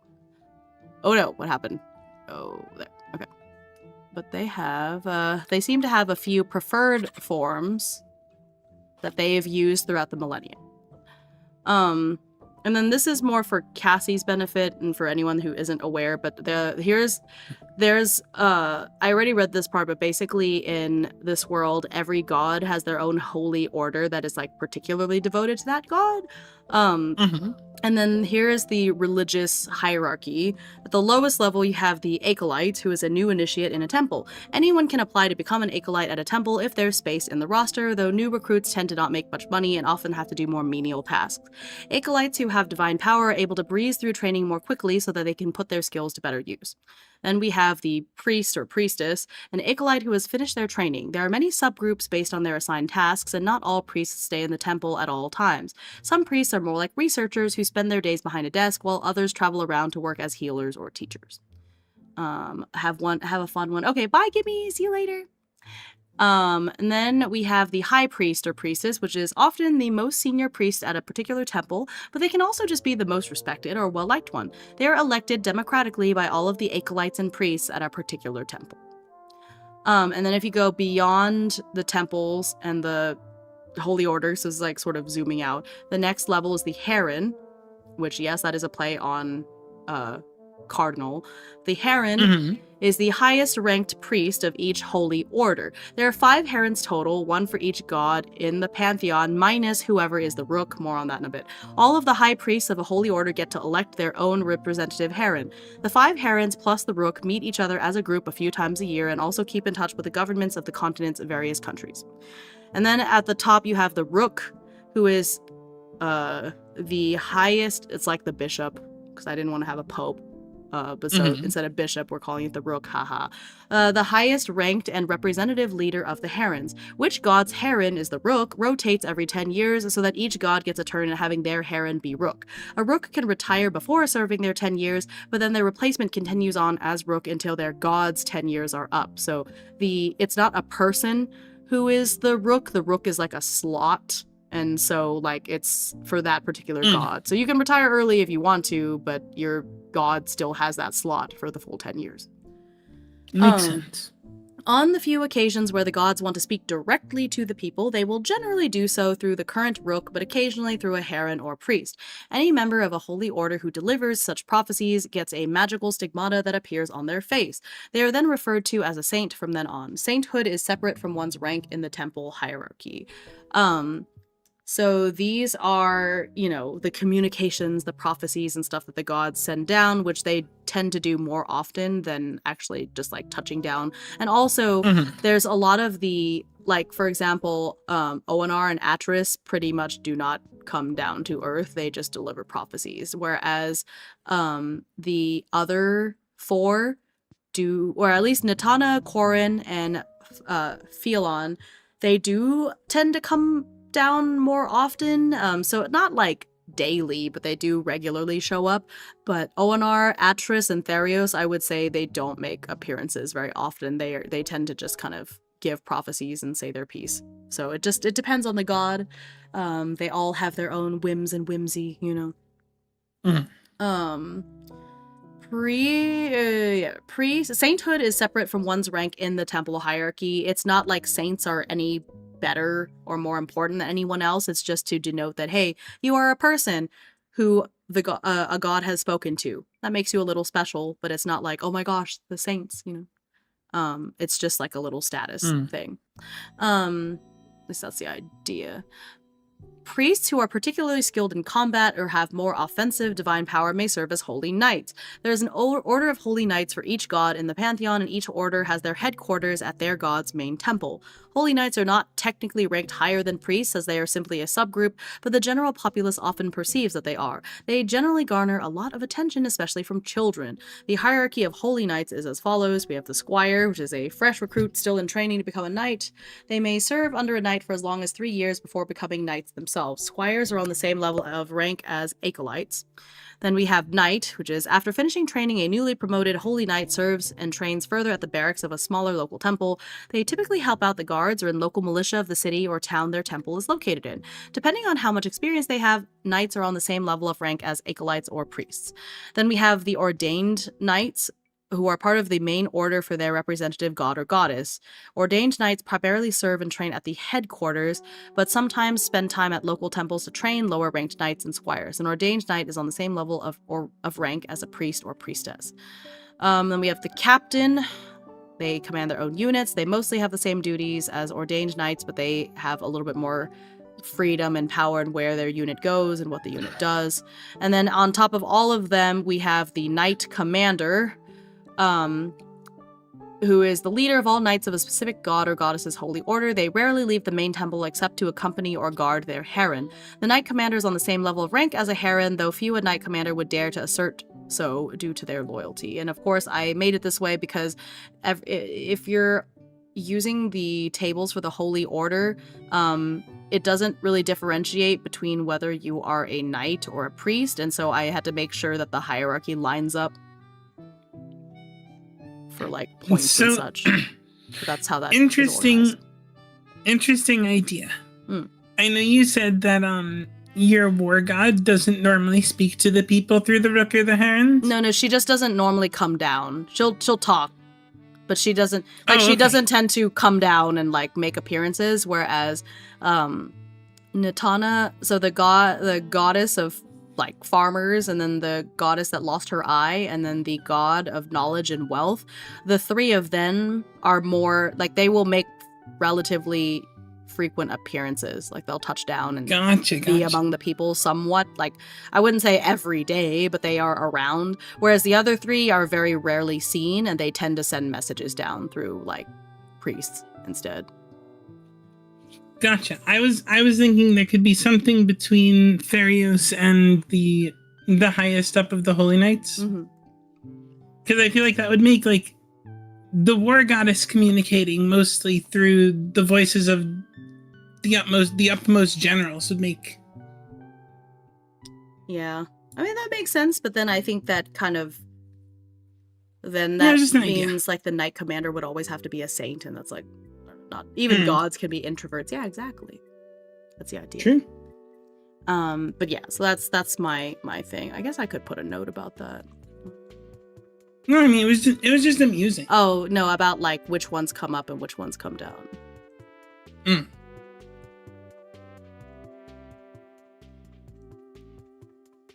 Notes here.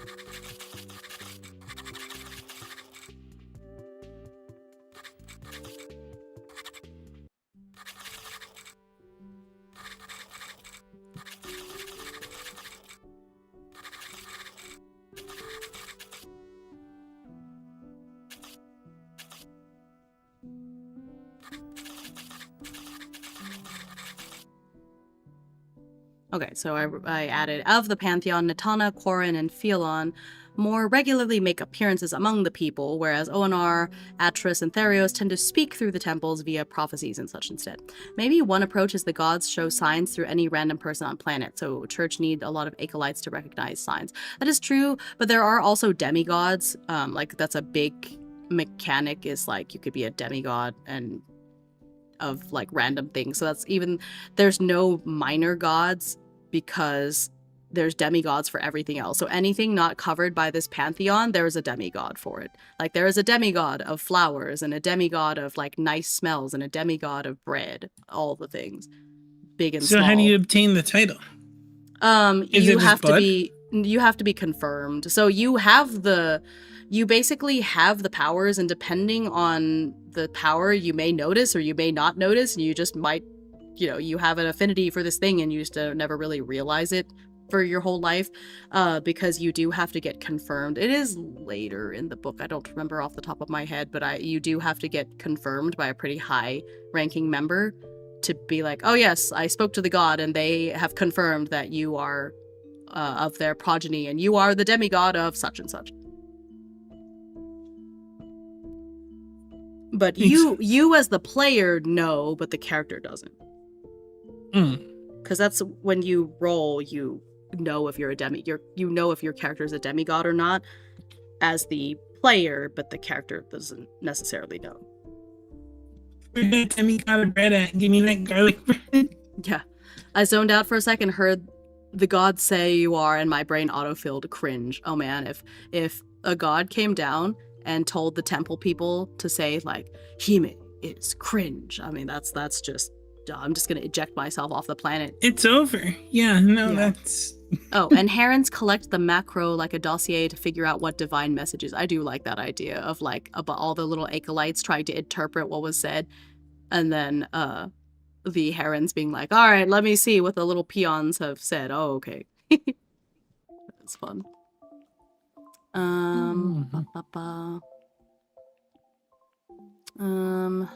Guess we can talk. Okay, so divine power. Okay, so I'm gonna scroll down a little bit in my rulebook to talk about divine power a little bit, since we're talking about the pantheon. But there is magic. Pretty much everybody has. The idea is that everyone is born with at least a little magic ability. You could just have really weak magic ability, but everybody has some. Imagine playing as the demigod of cringe. You could. That is a choice that you could make. You could be the demigod of pain, the demigod of stubbing your toe. That's like a whole thing. It's very funny and silly.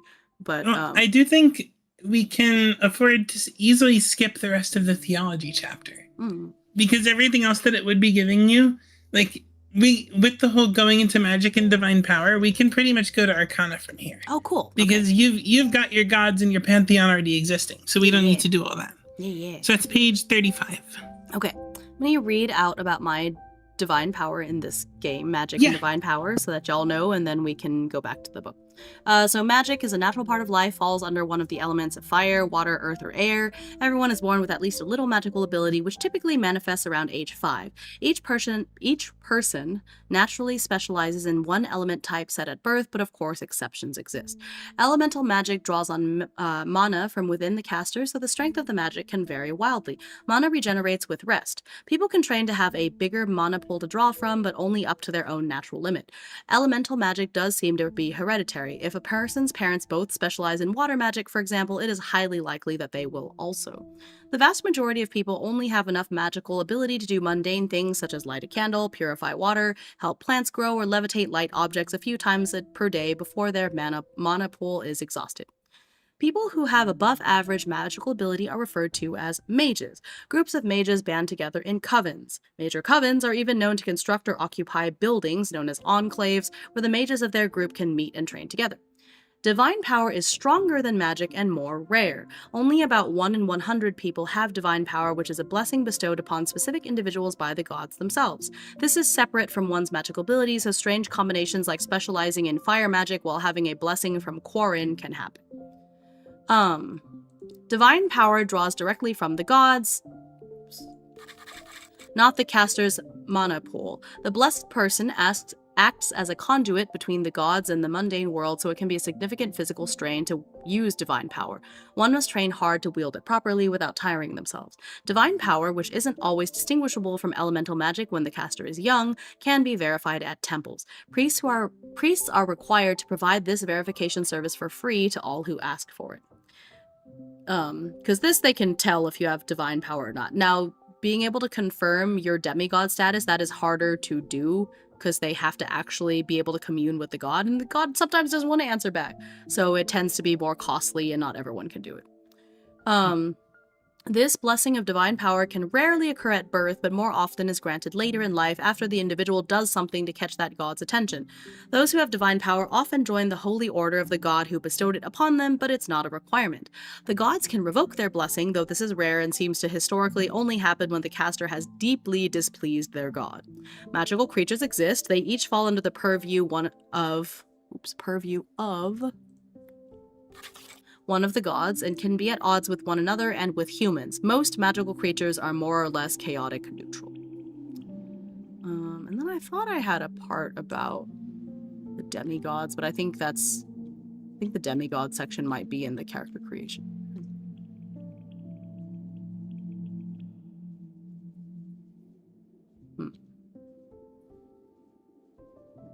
Where's the demigod? Oh, here it is. Yeah, I was right. It's in this section.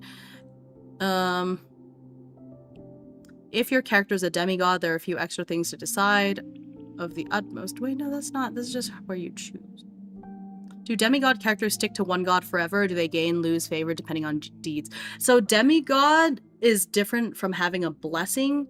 Having the blessing, they can gain or lose favor, as I just read, depending on what they do. It's just rare for them to lose it, and you could be blessed by multiple gods. Demigod is completely to do with lineage. So you have a progenitor god that at some point in your family's history had a child with a mortal, and here you are. And so that doesn't change. And your domain is set when you're born. So if you are at all descended from a god, you have even a touch of divinity, then you are technically a demigod. It's just maybe the farther back in the family tree it is, you may have a weaker domain. But yeah, that's based on progeny. So they kind of go together, so you can see that in this table. So for example, if your progenitor god is like Phelan, who is the god of like knowledge and prosperity, there's like a couple of domains that you may fall under. So like one of them is mental traits and emotions. So if you are a child of Phelan, or at least a great whatever grandchild of Phelan, then you could be like the demigod of wit or fear or what have you.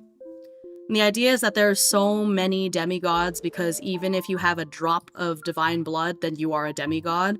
And so there's all sorts of domains, some powerful and some extremely mundane, to where a person may never know that they're a demigod. Like if you're the demigod of, I don't know, like squirrels, you may notice like, oh yeah, the squirrels really like me and it seems like they understand me, but you could, depending on the person, they just could completely just write that off and never realize that they're the demigod of squirrels, you know? Whereas if you are the demigod of earthquakes, you will probably notice. Like, I feel like that's the kind of thing that you need to get a hold of quickly. Yeah, exactly. And but those are more rare. And so when I made this table, you can tell from the distribution that there's some gods that are more common to be the child to be descended from, whereas you can see Onar is an Atris, or Atris actually has quite a few, but Onar you have only a like 10% chance of rolling an Onar demigod. Now, as we were talking about earlier with roll tables, there is nothing stopping you from just picking one. If you're like, I really want my kid, my character to be the demigod of gambling, then you could simply just pick it. But if you want it to be a little bit more random, then of course that's why this table exists. But yeah, that's the difference. Being blessed by a god is separate from being a demigod. You could be a demigod who is blessed by some other god. That's, you can mix and match however you like, but they are different things. Yeah.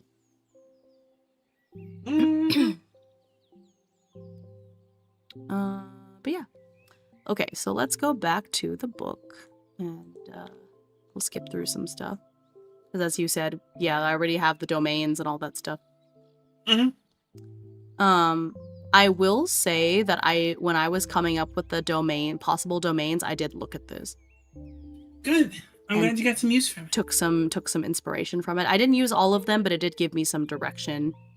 Demigod of gambling rolls successfully on clout check for not taking gambling endorsement. Demigod of wooden forks. Yeah. I don't know. Wooden forks is a bit specific. Okay, Arcana, which... Yeah, you know what? We could talk about this. Do you want to read the Arcana page on page 35? Sure. Okay. I can do that. Much ink has been spilled over the categorization of magic. Many systems and authors attempt to classify it in schools or areas of influence. This has led to many more conversations pointing to the settings in the world as the main reasons why a hard and fast blanket classification system cannot be established. For example, when a character uses healing magic, are they channeling life magic, straightforward, death magic, controlling, preventing, and reversing death, evocation magic, sending energy from one source to another, or even transmutation magic, replacing broken, dead, or eviscerated tissue with fresh, new flesh? Well, that relies on you to set parameters for how your world works. Playing this out, healing magic via death magic is a fun twist, but it simply doesn't work if your world is adamantly opposed to necromancy and all practitioners are put to the sword. Unless, of course, you want said healing to be rare, powerful, and illegal. The differences between evocation and transmutation may depend on how the healing is transferred. Is it described as a beam of light connecting the two individuals, or does the description rely more on the visual changes as the wounds shift, shimmer, and knit themselves back together? At the end of the day, healing is healing, and what's most important in the big scheme of things is whether it's available or not and where it comes from. The rest of the details may ultimately be out of your control if you're playing a game with a preset system, or not matter enough to be relevant if this is more free-form narrative devoid of mechanical constraints, which I imagine that's more where we are. Yeah. Determining what categoric kinds of magic are or are not available in a given setting makes it extremely difficult when playing a game within a system that may in fact allow or require all kinds. Rather than force you into a narrative box you're not ready to settle into, we wanted to give a less granular way to look at the magic in your world. Namely, where does it originate and what are its limitations? Magical origins. As we're far too early in the creation of your world to get bogged down with something as small and silly as current events or even humanity thus far, we want to look at how magic manifests broadly in your setting. It's also essential to understand how the various sources interact. Do your innately gifted creatures work together with those who spend their lives researching magic to tap into its reserves? Are your supernaturally powered characters at odds with the ones who genetically inherit their magic? It's also important to determine early how many different sources you want to have, as some settings may dictate very few, while others require nearly anything you can think of. This is a crucial thing to decide early. We recommend rolling on the chart below once, working your way through the questions that follow, then coming back to roll again if you deem any additional origins necessary. Remember, even if you're playing a game with a system already in place, many aspects of the mechanics can be reflavored or simply removed if they don't suit the story that you and your tablemates want to tell. True. Okay. So I kind of already know this, because I did say it was inherited. With a dash of random, so it is inherited, but sometimes things are different. We've talked about that. So I guess we can... The questions to ponder for inherited. Okay. How did these magical lineages begin? Was it a result of commingling in marriage, supernatural giftings? Or is it a result of commingling in marriage, supernatural giftings, or some kind of forced intrusion upon normal life? I think they've just always been there, because when Atris kind of created the universe, and then ONR came about, and then the two of them with their songs and everything, I think everyone was just born with it. And everyone got a little something different, just depending on which particular piece of song or what have you brought them to life. And then as the commingling in marriage happened, some of these gifts evolved and, just got passed down. That's the way I'm thinking about it. I think you're looking at global then.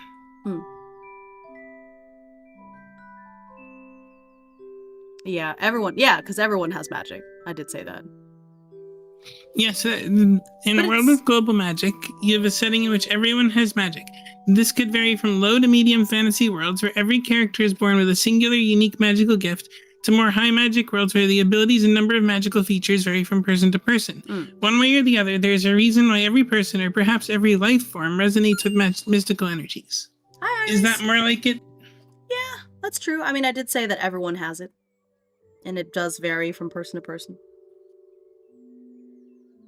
I guess it is a good question, though. Does anything other than the humanoids have the ability to cast magic? If so, Yeah. why? If not, why not? There's magical beasts and magical plants, so yeah, I would say so. It's just all life forms have mana.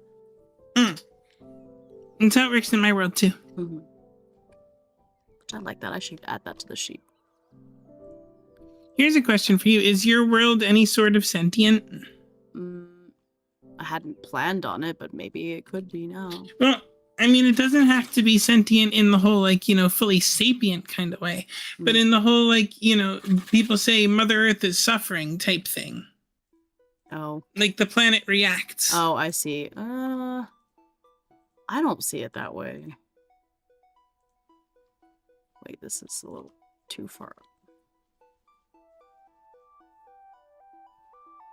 Maybe need my outline. There it is.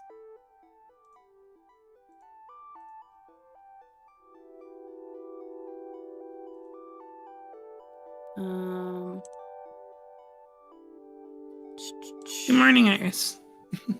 Good morning, good morning. So to be without magic and divine, you would be like someone without a sense, but everybody has magic in my world. Because it was from the breath of the universe and all that.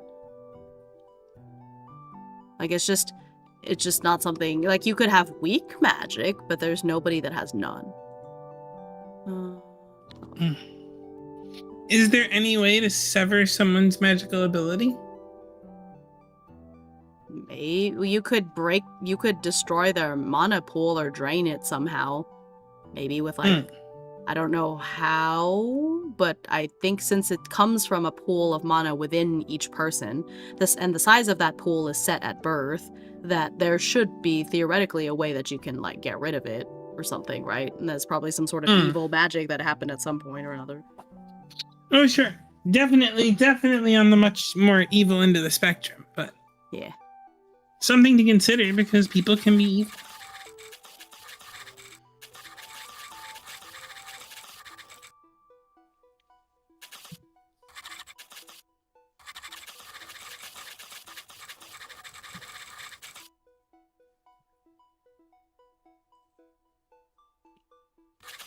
So I'm changing. Elemental magic draws on mana from within the life form. Which I think makes it more clear. Makes it clearer that it's not just a, like...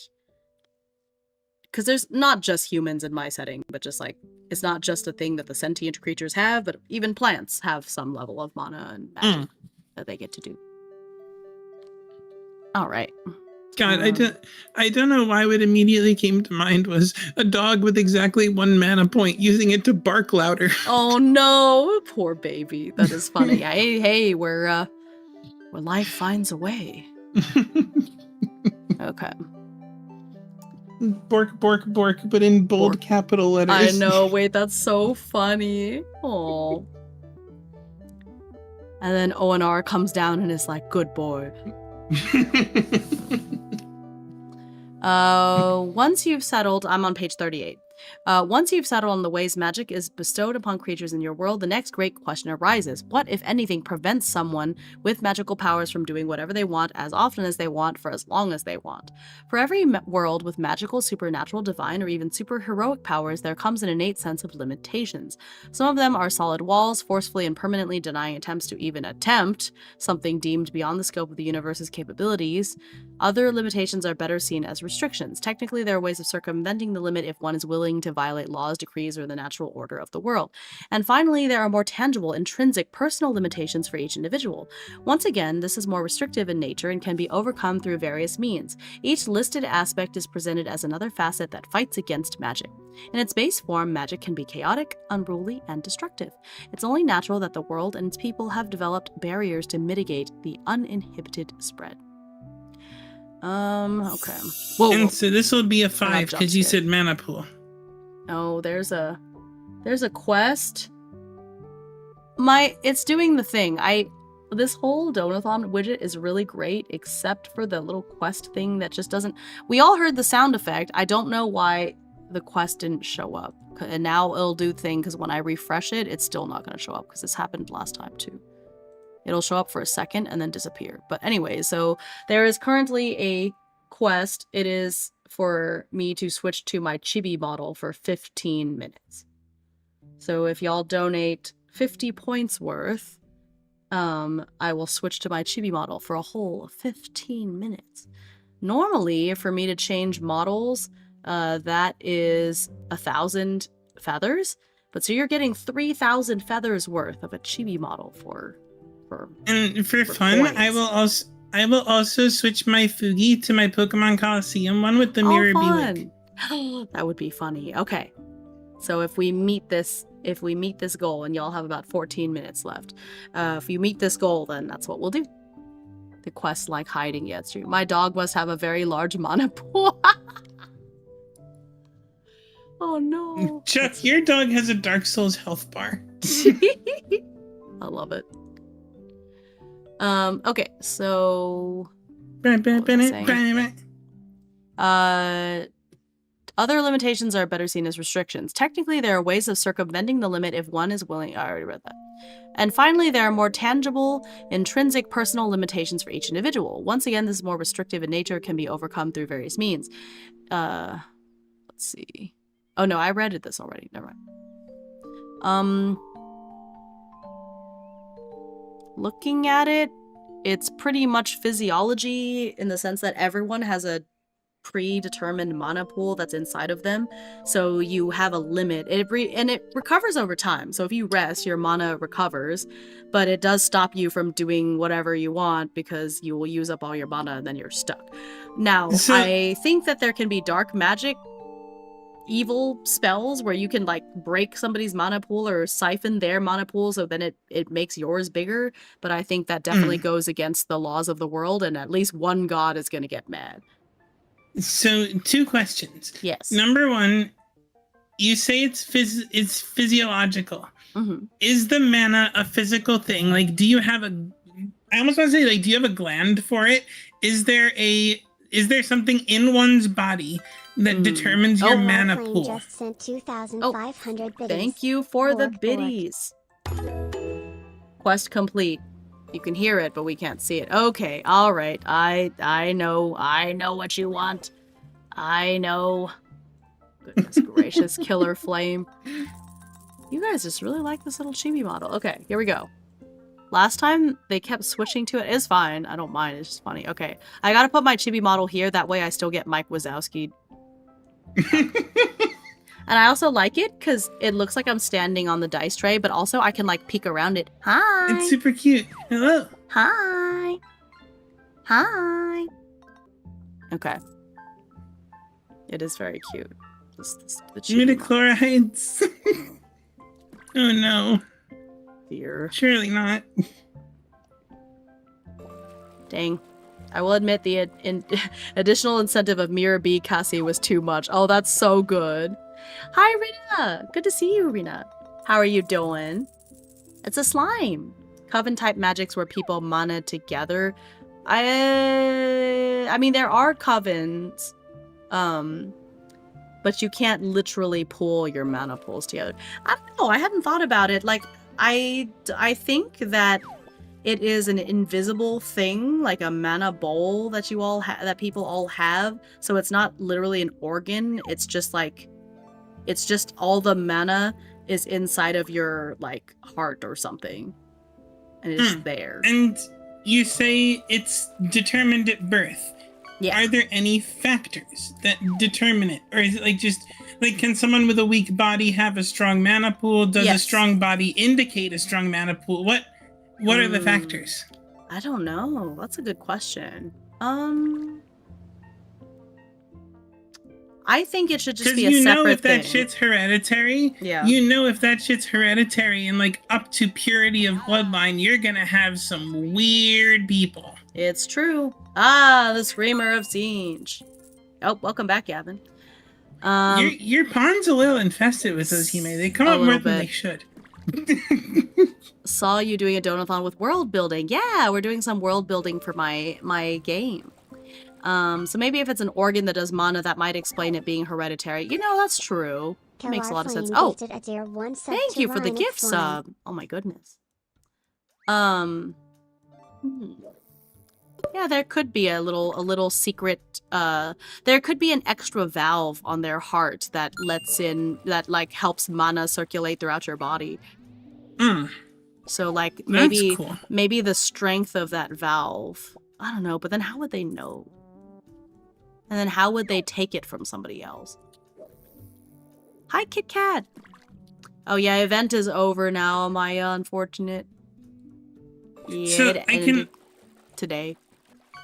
I can only speak to my world, but the way it works in my world is that there are blue blood cells. Mana itself is something that is produced by the body, and depending on your species, like elves have more, humans have a decent amount, but like depending on your species, you have a different capacity to actually carry the arcana to the different parts of your body. So if you have something like blood cancer, it can make you lose the ability to cast spells. That's a cool idea. But organ of mana would then create organ harvesting in all scales of conflict. Yeah, that's true. Oh yeah, no matter how you do this, there's a way that it gets really screwed up. Yeah. If it's attached to the soul, you've got people trying to rip people's souls out to use as batteries, which is what you have in your most traditional like D&D Pathfinder type settings. Yeah. If it's in the body, people can try to rip it out. I mean, and if it's something that's genetic, you end up with a bunch of eugenics. Yeah. Hime looking under the fishing game was adorable. Yeah, it was important that I'm still Mike Wazowski. Oh, I forgot to set the 15-minute timer for this. Oops. Well, you guys got some extra chibi time because I can't remember when I started. Tomorrow's my first day at the new place. Oh, that's so exciting! Oh, love that for you. Congratulations, Kelly. Yeah, I think I'm just gonna take the route of being very cheesy and say that it's within the heart, but then that there is a way that you can take it from other people. Oh, treasure train. There's a treasure train. Treasure train. Oh my goodness. I'm here to say hi and go to sleep. Thank you, Kanito. Welcome. Oh, that's interesting. So there's a 35% off all gift subs during this train only. Which I can, why does this happen to me so often? I don't know. Gotta keep up the streak. That's true. It's important. 8 times. That's lucky. But yeah, thank you for the treasure twain. That's fun.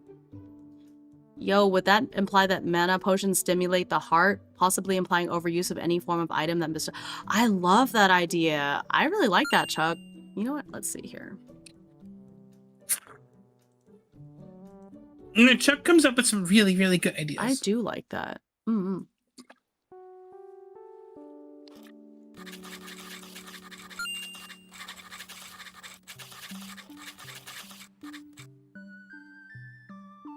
So maybe it's in a specific atrium of the heart. Let's see. Just sent 400 Thanks for the biddies. Gotta get that discount. Yeah. Let's see here. Atriums of the heart.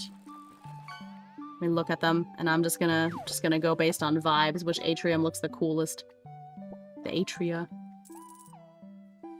I'm guessing it's gonna be the what is this? The right ventricle. Oh, wait, Hime. Yeah. Put it in the what's the name of the grapevine looking thingies in the lungs? The oh, I don't know. Oh, you know what? I do like the idea of it being in the lungs because it was words that created the universe. Yeah, if the words created that's I like that. It's the that's really good. It's the bronchioles, the bronchi. Oh, so stronger lungs. Ooh. Okay.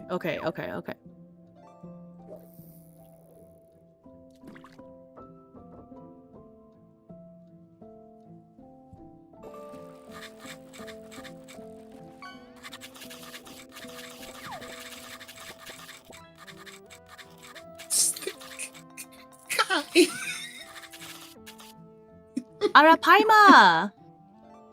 It's very yummy. See? Attached to the vocal cords, maybe. Maybe, but it's a weird thought to think that your mana is in your throat. So I like the idea of them being in the lungs. And that, you know, and that's maybe why spells have like a vocal component.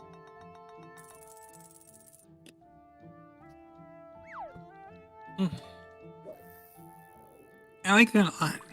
Yeah, makes more sense if you have traditional silent spells shutting off all magic, right? Because if you can't speak, then you can't cast any. Or like you have to make sound. So even plants can make sounds by like rubbing their leaves together or something, you know what I mean? The breath of life, yeah. Yeah, I figure it's like it's in the pores for the plants, it's in Yeah. gills for fish. Like wherever it would be oxygen entering in our world, your arcana can enter too.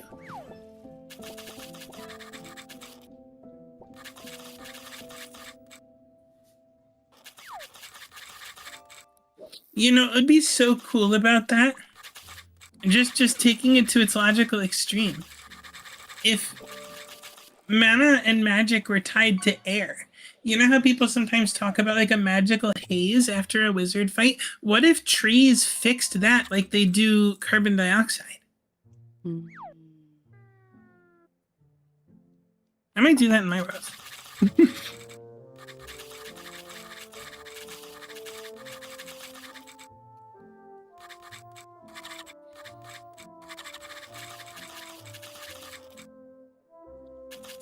Magic is just another realm science. Yeah, very true. Yeah, and the whole what is how do they word it? Any sufficiently advanced technology is magic, something like that. Mm-hmm. Yeah, because plants still respirate, so yeah. Absolutely. In my world, using too much mana would blacken where you're channeling it from, typically starting from the fingers. Abusing too much and it'll corrupt you. So life force casting. Do love that. So theoretically, if you smoke a magic plant, what does getting high do to you? Well, I can't speak for Hime's world, but the consumption of magical things, whether through killing and eating magical creatures, drinking potions, and or yes, smoking magical plants, you can imbibe certain different effects. I imagine if you were having a system in which the plant is interacting with the lungs, it would be more the exhale of the plant's smoke itself that would be magically tinted as opposed to the way it works in mine, or it could be both and, or it could be neither. It's the glory of this. You can be whatever the hell you want. Any sufficiently advanced technology indistinguishable from magic. Thank you. Yes, that's what I meant.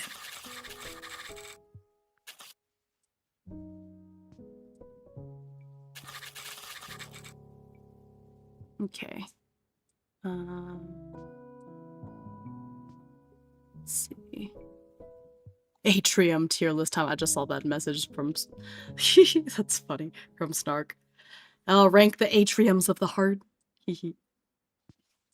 So it's building up stuff in your lungs. Does that mean all strong mages have lung issues? Yes, that's why they actually have magical spittoons that are portals to the hells. They struck a deal with the demons, so they have to like cough up this ectoplasm after a long day of spellcasting, and it actually goes directly to the fourth circle, where people who had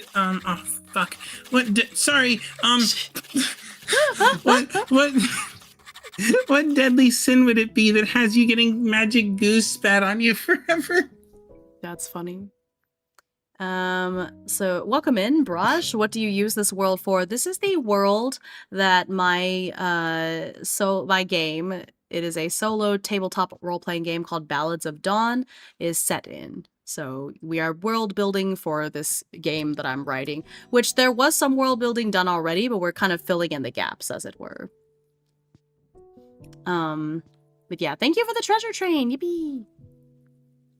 But yeah, so I've added this part to kind of give a little bit more context for the magic, but it says, the mana pool is located within the lungs or breathing apparatus of each life form, with mana clustering at the ends There should be an S here. Ends of the bronchi for humanoids. Exhaling is necessary to cast magic and use the mana from within, which many people have adapted into speaking or singing. Though those are not strictly necessary to cast magic. You just have to exhale. So even if you are like mute, if you can exhale, you can cast magic. It's just like, for fun and flavor, some people have taken exhaling, because when you speak, you're exhaling. When you sing, you're exhaling. You don't have to, but it is a little bit more fun to shout fireball. And little side fun, it explains fire breath for dragons. True. Oh my gosh, that's fun. Oh yeah. Oh, I love that. There are potions that can be used to amplify mana, but overuse can cause respiration issues. It can be a strain on your lungs. The strongest mages have quite high lung capacity. That makes sense. I found your Karanathalis videos. Oh, okay. Yeah, I love Karanathalis. But yeah, this is world building for my solo TTRPG. If you look at the pinned message up there, you can see a link to the book we're using for world building, as well as a link to my game that I'm doing this world building for. They're both there. Kind of like Demon Hunter with the breathing techniques. Oh yeah, I could see that. So if lung capacity is part of Magecraft, choir and swimming might be encouraged. Yeah, exactly.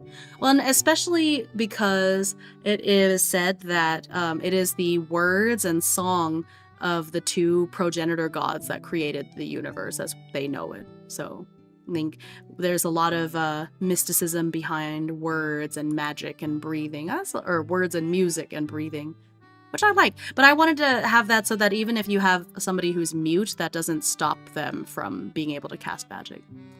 So smoke cooking would probably be this world's alchemy equivalent. Oh, that's fun. Oh my gosh. I like that idea. That's fun. Okay. I think that's good for that part. So in this world, there's two main types of magic. One of them, or power, one of them is the magical power, which is elemental. You have a mana pool. The other one is the divine power, where you are basically, you've been blessed by this god and you're able to siphon some of their power directly. And so there's a limit to who can do that, because they only have so much power. But yeah, so they're separate. So you can have magic and divine power, or you could just have magic and no divine power.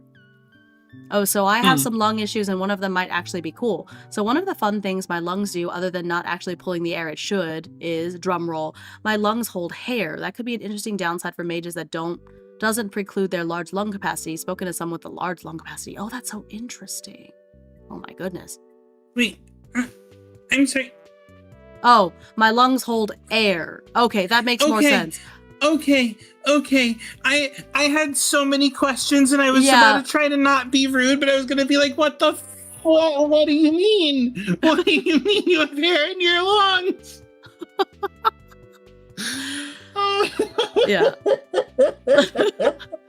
I just pictured someone pulling out like a wig, the way clowns pull scarves out of their mouth. Oh my gosh. Okay, I can't breathe it all out. Oh, that's so interesting. Oh my gosh, yeah.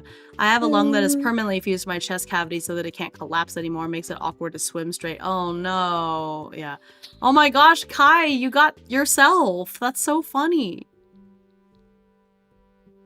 I was briefly wondering if there was a fine layer of hair within lungs. Yeah, I was thinking that. I reread it and was just like, huh? Like, what? Is that a thing that can happen?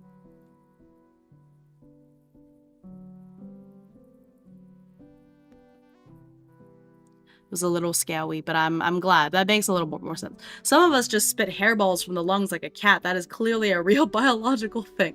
Hey, the human body's heckin' weird. Yeah, it's true.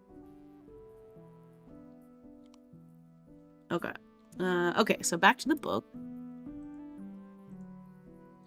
Hey, Hime. Yeah. Can I give a side quest to your community? Sure. Hey team, if you guys get Hime $50 within the next 15 minutes, I'll spin up a free copy of this book and we'll do a giveaway in my server. Wow. That is, if it's $50, then it's 100 points. Yeah. Sure. All right. Well, I can't set another timer because we have the chibi timer still going, but okay, yes. If we can get 100 points in the next 15 minutes, we'll do a giveaway of this wonderful book that we're using. Okay. I'm tracking the time. Okay, perfect, Kai. Thank you. Okay, we've all done this. Yeah, so we don't have healing magic and transmutation magic. All the magic is only elemental, so I don't, I'm reading through the questions to ponder, but all magic is purely elemental. So you can't have magic that will resurrect the dead. Oh, okay, that's not fair. You could have divine power. I think, depending on the god, or depending on what you're the demigod of, there are ways to do those things, but it's not a magic that you can develop. I've got to head to bed. Godspeed, polygons. Okay, good night, Zachary. How are we viewing gift subs? Well, same thing. It's based on points. So 100 points. Yeah.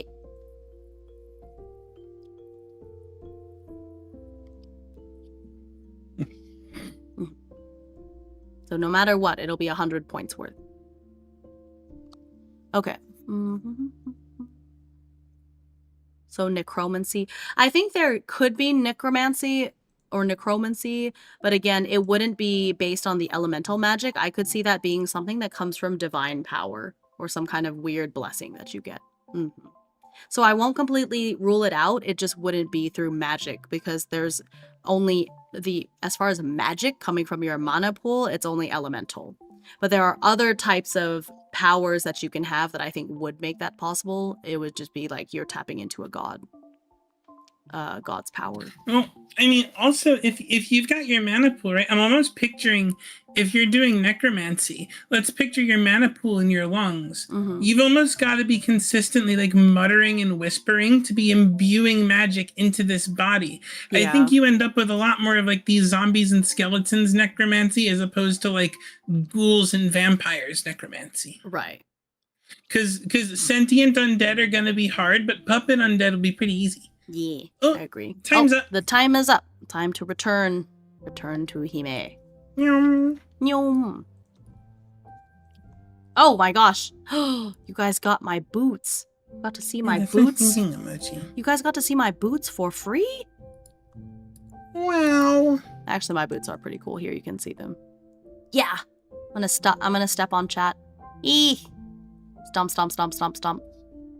Ah, my hat. Alright.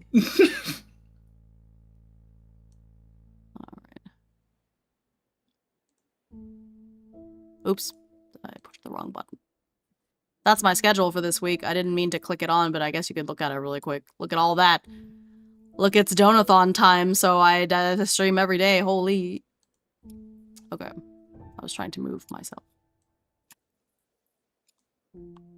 Will you still love me even though I'm not a chibi anymore, chat? Donathon time. Hi, Kiching. Yes, yes, yes. Okay. You know, it's been another couple of minutes, Hime. I'm feeling lucky. We're gonna go for it again. Okay. What are you doing? Oh, boba. I'm doing a pull. We're gonna see. Come on. Oh, Burborb. I'm so sorry. I wish there was a command to like boost luck or something. I don't think there is, but I should ask. I should ask to see. Don't give me the pity. Gotcha, Hime.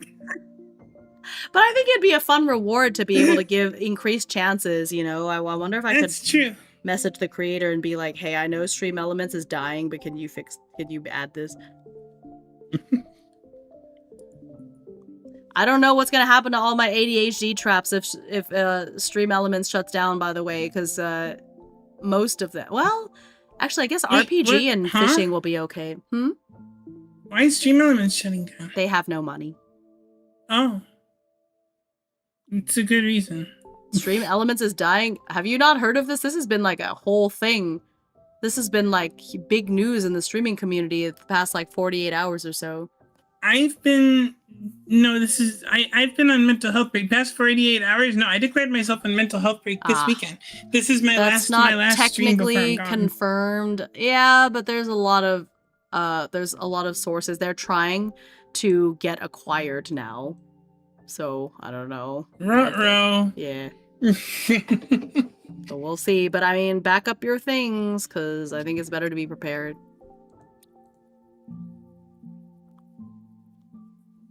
Okay. So the origin of the world. I will say probably we go on for another 30 minutes because I am dead tired and I didn't sleep very much yesterday. Like I slept about 3 Can I tell hours. you how grateful I am to hear you say that? Because when you said, "Oh, this one might not go 5 hours," and I'm like, "He made 5 hours for me. Is the stream's gonna end at 2 in the morning? Please." Yeah. I was ready to lock in because I'm a warrior, but Yeah. I Yeah. So I think about half an hour and we'll just kind of see if we can end in like a nice natural yes, spot. but Mhm. I would love to pick this back up again sometime. Oh yeah, we have to, for sure. Yes, please. Okay. So this is the Would you origin. like me to do this page? Oh yes, the origin of the world. Geography. All right, go for it. When crafting the foundations of your world, geography is all too often left by the wayside. Even in societies with advanced technology or powerful magic, geography influences every aspect of civilization. Cultures develop around the abundance or scarcity of resources, and religions are founded based on unique formations of land and proximity to water. The relationships nations have with each other often begin with their geographic proximity. This doesn't mean you need to decide where every islet and delta exists in your world, or even what an exact map of your world looks like. Unexplored frontiers exist in many worlds and can be a great source of danger and adventure. Knowing the general structure of your land your civilizations are growing on is fundamental to building interesting and realistic worlds, even if that world contains fantastical elements. In this chapter, we'll explain how geography can influence a civilization's origin and development through 3 key sectors: economy, security, and culture. A final note before we delve into those, however. The more alien your world and environment, the fewer examples you'll have to look at in the real world, and it can be far more challenging to build a place that feels real. Alien elements in geography, oceans of sulfur, mountains of glass, etc., should be used carefully, and their impact should be thoroughly considered. And that's something I think a lot of people fail to consider, both with geography and their ecology, is like, oh, you've got this massive mountain range nearby. What's that going to do to the weather? Oh, you've got this river of blood. What happens to all the people who were like drinking there, right? Yeah. Like there's this massive monster near the town that you have to kill. Why has the town A not starved to death, B, etc.? Like, you have to consider your world as a whole, and it makes for a much more interesting exploration experience. Yeah, so that's something that, interestingly, this reminds me of Choir of Flesh, because the thing with Choir of Flesh is that like the soil and the water has all changed into like flesh and blood. Hi, Saint. So one of the things that I've mentioned, it's come up in the story, is it's like, okay, well, we need water. We can't just drink blood. And so the idea is that if you drill down deep enough, there is water, but you have to dig really deep. And so it's like a whole ordeal to like get a well going that goes deep enough to like get to where there is still some water left and it's not just like rivers of blood. And it's like a real problem because this is, medieval France, and they don't necessarily have the resources to drill deep into the flesh, so to get the water. It's a weird little thing, but I remember writing a scene and that being a whole thing when they were constructing the well, because I was like, didn't all the soil turn into flesh or whatever? So but yeah, it is, you're right, and it's something that should be considered, because I think that while everyone can suspend some level of disbelief, if they're I appreciate the little details that were like, oh, they definitely thought about this and they didn't just like make stuff up just for the sake of it. Yeah, no, it's like when that kind of thing pays off, because like sometimes it seems like your players aren't gonna notice that kind of thing, but when they do, it's so satisfying. Yeah, exactly. The tangible. For humans, water is life. Throughout history, most major population centers have been located near a large body of water. Not only does this provide sustenance to the local population, but it also allows for trade with other civilizations adjacent to those bodies of water. This leads to more global economies and an increased exchange of ideas and technology. Water, then, is an ideal starting point when figuring out how the tapestry of your world will be woven. After water, consider the physical features that make the location suitable for settlement and those to avoid. The most interesting locations combine the two. Some aspects of the land are incredibly valuable: rare minerals, temperate climates, or abundant arable land, compensating for deficiencies that would otherwise preclude colonization, such as wild climate, barren landscapes, or a lack of valuable resources nearby. There are many stories of cities on a hill, and for good reason. Regardless of technological advancement, there are real advantages to having physical barriers between your civilization and others who might wish you harm. Similarly, smaller outposts and towns often cropped up among the mountains where the rugged terrain provided real tactical advantages to smaller groups familiar with the environment, thereby reducing the benefits of having a much larger force. If your world is full of large underground caverns and features vicious predators above ground, it only makes sense that your sentient species would seek the safety of the underground. Safety from or vulnerability to the elements is another place where geography plays a significant role. Whether living on a mountain prone to landslides or on plains where tornadoes are frequent, location shapes the defenses a civilization requires to survive. The intangible. Geography inspires awe, and from there, it is a short step away from creating beliefs, religion, and culture. A place nestled between mountains, protected from gale force winds, would likely worship deities related to the monumental protectors that stand beside its denizens. A world covered in sapphire oceans with only a few specks of land would likely engender a healthy respect in its citizens for the storm, waves, and the deep. Besides gods, if a resource is scarce in a given location, it will likely be used as a status symbol by the wealthiest members of society, which can then shape industry, fashion, and even government. Geography also determines the degree to which the sharing of culture can be accomplished between multiple nations. It is fairly difficult to talk to your neighbor in another state if you have to climb a mountain to reach them.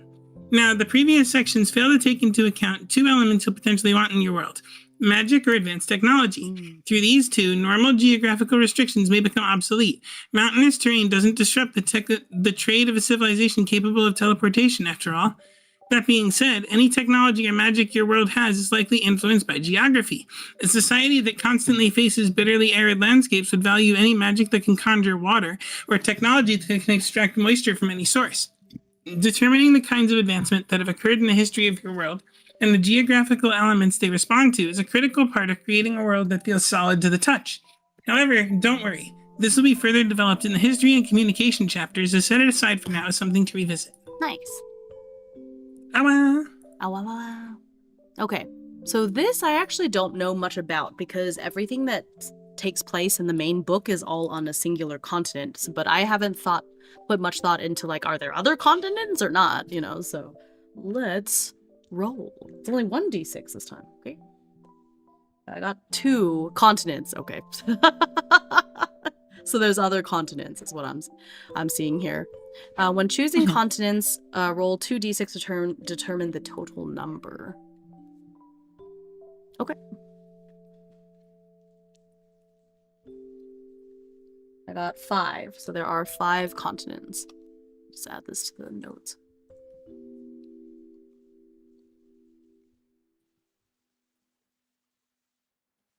Okay. Important note, vast land masses allow for more continuous overland travel, enabling creatures of all sorts to spread far and wide. This results in more species having fewer common ancestors, but more genetic cousins worldwide. When smaller continents exist, there are more markers of greater biodiversity within regions as you begin to find subspecies of both flora and fauna existing only in specific locations. This is particularly prevalent on islands, just like in real life. 1 for each god minus chaos. Feels... Yeah, you know what? You're right.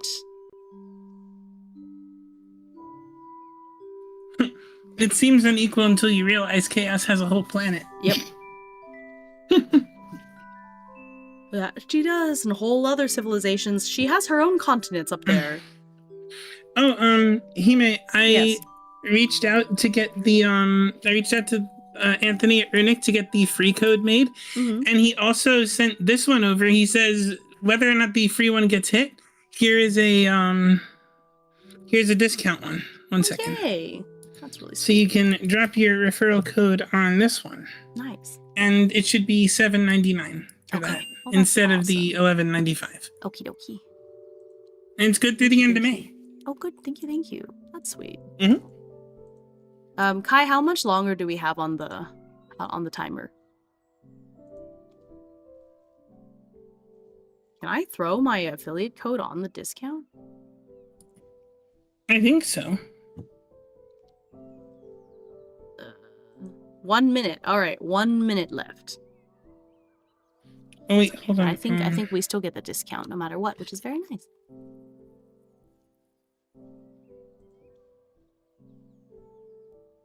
I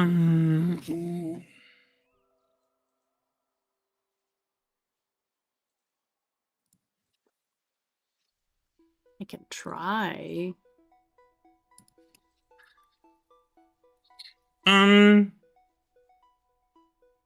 It's okay if not. Yeah, try not. Don't do that yet.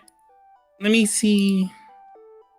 I'll see if we can do it another way. Because I think I'm happy that everyone gets a discount. Like, I don't necessarily need...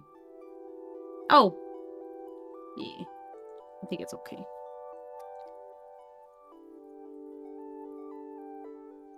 Yeah, it's not gonna work. But that's okay. I'm happy for them to just get the discount. I don't need my affiliate link on that too. That's fine. Just check your messages real quick. Okay.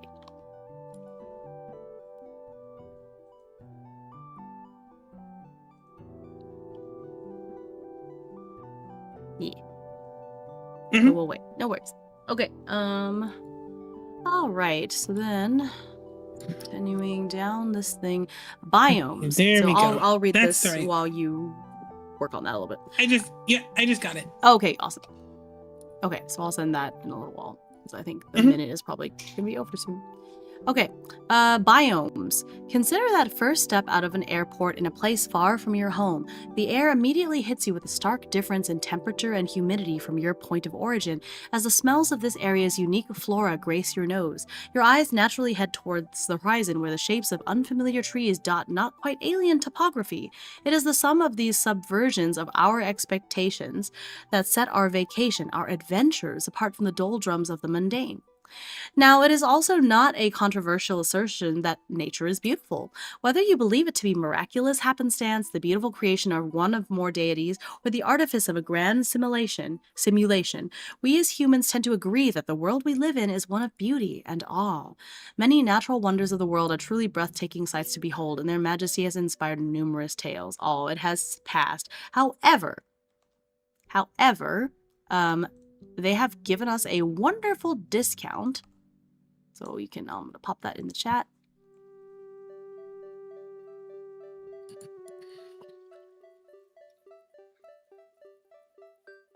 I'll put that over here in the YouTube chat as well. So that way you all get a link. There you go. So you get a special discount on this book, courtesy of Runic Press. And you, wait, that's 5 gift subs.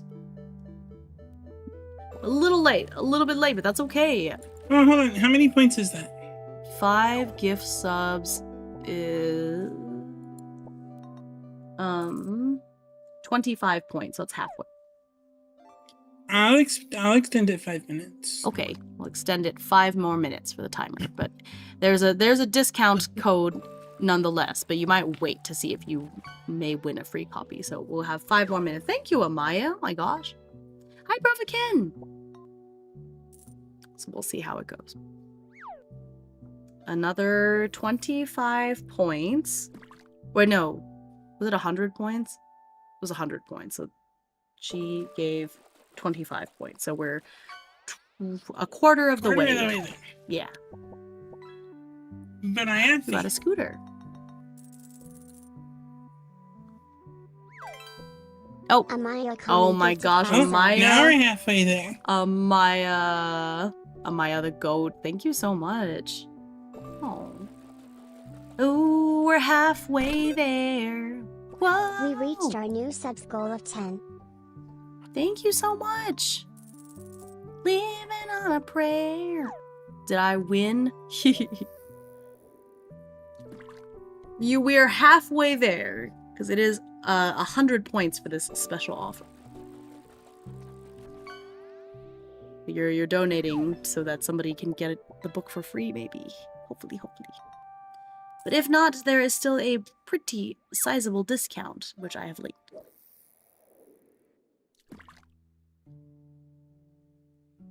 Okay, what was I reading? No, Amaya, stop! Amaya! Oh my goodness. Amaya. My goodness. You know, you're never getting off stream again. It doesn't feel that way, does it? You live here now. The 42 hours is a lot. You're just gonna have to be stuck with me playing solo TTRPGs. Oh, I wanted to suggest to you. Have you played that Exclusion Zone Botanist game that I played when I was doing mine? No, I have not. That was such a fun solo horror. I know you said you were looking into them. I think you should at least look at that one. Okay, cool. If you send me a link or just the title, I can look it up later. Or else I will forget. Okay, biomes. Now, I know I read this. Many natural wonders of the world are truly breathtaking sights to behold, and their majesty has inspired numerous tales. As world builders, we're tasked with the most Herculean of literary efforts, creating a world that feels enchanted beyond the natural magic we're surrounded by. Through text, we must convey the feeling of a living, breathing world that has wonder exceeding even that of our Earth, to captivate our readers and or players. In the realm of fantasy, we are blessed with the framing tool of magic, which allows us to subvert disbelief when creating areas that transcend the limitations of real-world environments. Now, of course, you could just ignore environmental science whole cloth and do whatever you'd like, but this isn't the book for people who'd rather phone it in, now, is it? The biome in which a story takes place sets not only the general aesthetics, but also the pacing and struggles that come with the terrain of the locale. Resource availability differs, weather patterns emerge, and food chains form complex webs that create a malleable order within the wilds. To build a believable fantasy world, one must familiarize oneself with the world we call home. Much like in other aspects of this book, we'll be looking at real-world concepts and modifying them to better set the scene for the story you want to tell or experience you want the readers and players to have. Oh my goodness, give that someone a free book. Amaya the goat. Oh my goodness. Let me see. I think that might be hey, and you're also it looks like you're playing some spooky TTRPGs. Oh, let me see. I am Amaya. Amaya, thank you so much, Amaya. Hey, Hime, you have the free code. You may run that giveaway as you like. Okay. Give someone that free book. Thank you, Amaya. Oh my gosh. That's so sweet of you to do. Oh, I hit the wrong Stream Deck button. This is the one I meant. Wow, thank you. That's really sweet. It made me validate twice. Well, that's because you did 2 other things. So it was like, are you sure about that? Like, are you okay? I can imagine it being a little confused. Let me see. Yeah, so that'll do it. And yes, we have now met the goal. Let me open that up in Le Photoshop really quick to update. But thank you so much. We have...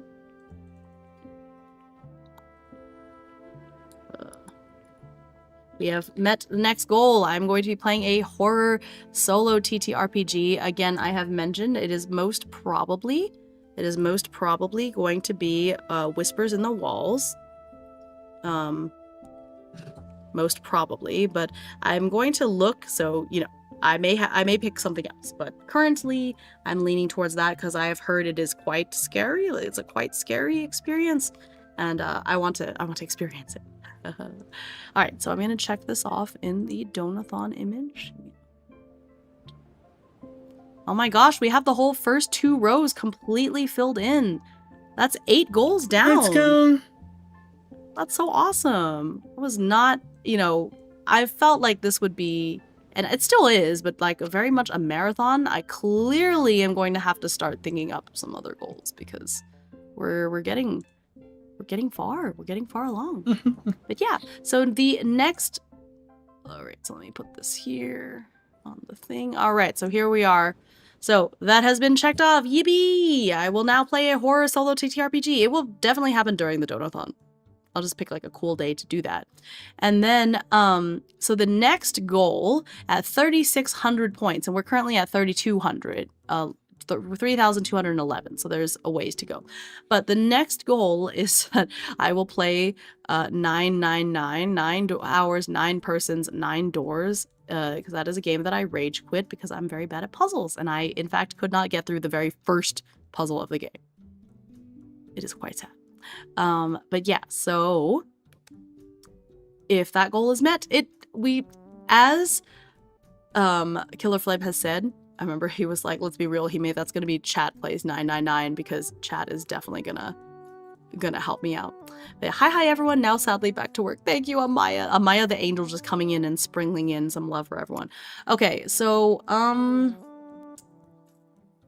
this is how we're going to do it.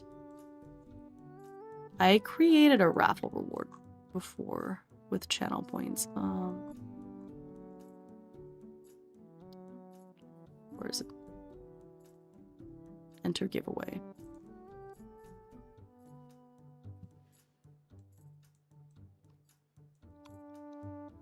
When I was doing Cookie Raffle, I just set it up as a currency and mix it up and had the the redeem add the currency to an inventory. What I did before, and I think this is fine, is that I'm just gonna make it so that you can only do it once, but what I'm going to do is that it adds you to the queue so I can see the names of all the people that are entering the raffle, and then I will randomize it from there. And then I will you get your points back. Like I refund you the feathers. So I have created that reward, and so, or not reward, but I've created the redeem, and so if you go into the channel points redeems, you will now see one that says enter raffle. It is 100 feathers, but you will get your feathers back. So fear not, I will return the feathers after. So if you would like to be entered to win a free copy of this book, you have until the end of the stream, which is in about 7 minutes or so. So you have about 10 minutes because I do want to get through this page. You've got until we finish that. And then the very last thing we do is we will roll on a wheel for that raffle. So basically, so if you would like a free copy of this book, which as you can see is really cool, I've already thought up so many cool little myths with the help of like Cassie and Chuck and everyone else giving ideas as well. So if you would like to get a free copy of this book, then feel free to chip in. Now on YouTube, obviously I don't have a channel point redeem, so if you will just type the message like enter raffle or I'm entering the raffle, if you want to say something like that on YouTube, I will count that and I'll add you or to come over to Twitch. We don't bite. Come hang out on Hime's channel. Follow them. I mean, either way, I'm live somewhere. So if you're on YouTube and you're interested in this book, then you just have to say somewhere in chat that you're entering the raffle and I'll count it. Because obviously we don't have redeems over there. Amaya's over halfway to getting you to revisit a game. Ooh, I'm curious to know what she would have me revisit. I do bite though. Oh my god, Kai, behave please. Oh, by the way, I already have both those books, so don't worry about me. Oh, thank you. And also, Savara, thank you for dropping in. I'm realizing now that I tend to world build more in media res than I see. Could I make it even more Archivium? You could, but honestly, I'm already playing so much Archivium regardless that I don't know if that's really worth your money because I'm playing it almost as much as I can. Spoilers. I'm planning on playing it again next week. Spoilers. Woo!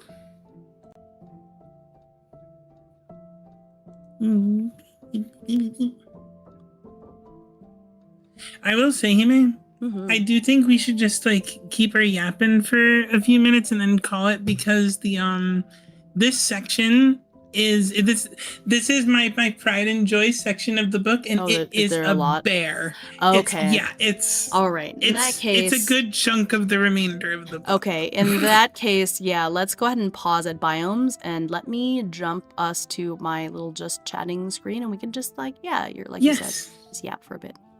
Because yeah, I would hate to like start it and then not be able to get that far into it, you know. Yeah, no, that part is like not only the part that I wrote 99% of, but like it's my pride and joy, and it's why I wanted to do what's my foundation. Because Anthony did the majority of the prose, but like I did a lot of the concepting on this book. I did like the what it needs to do, what we wanted to do, blah blah blah blah.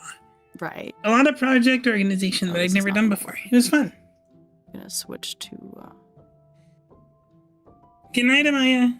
Thank you for contributing. I really appreciate it. Yeah, that's actually not going to work because then I don't have the multi-stream chat in the right place, so I'm just going to hide this stuff. So we'll just stay on this screen.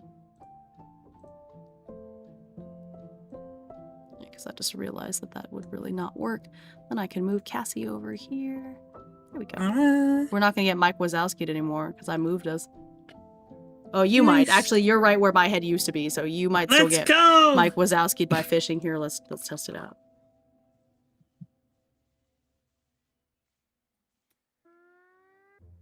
Almost. Here, let me move you just a bit, just for funsies. Oh yeah, let there, the elf ears stick out. Now you can. Yes, there. Yes, perfect. So cute. Look, Mom, I'm on TV. Yeah, look at that.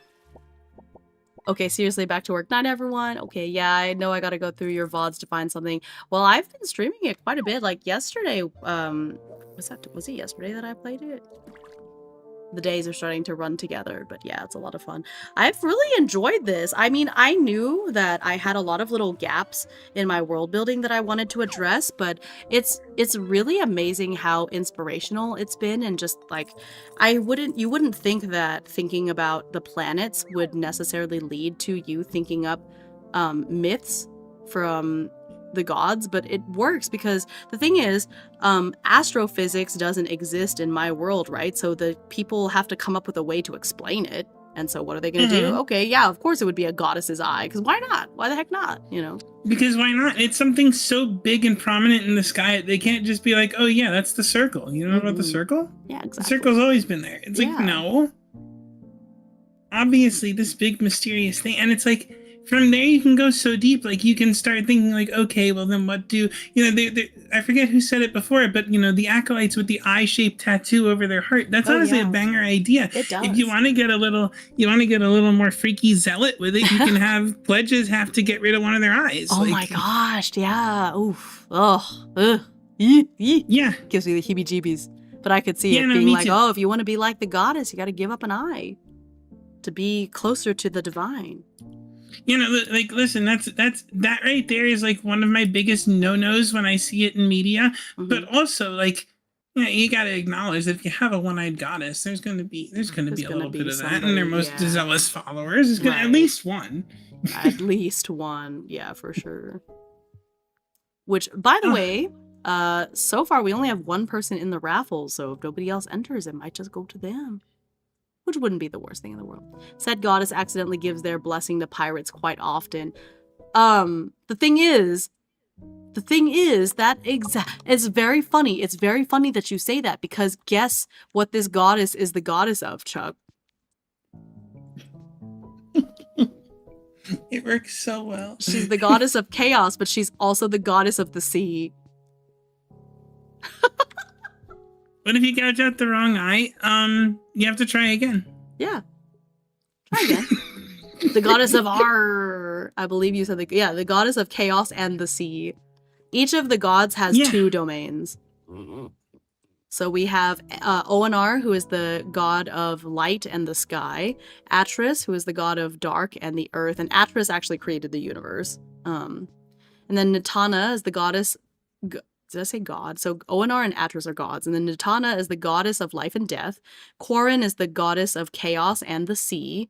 Therios is the goddess of love and war. And then we have Fialon, who is the god of knowledge and wealth. Because when you cut out your eye, you go, arg!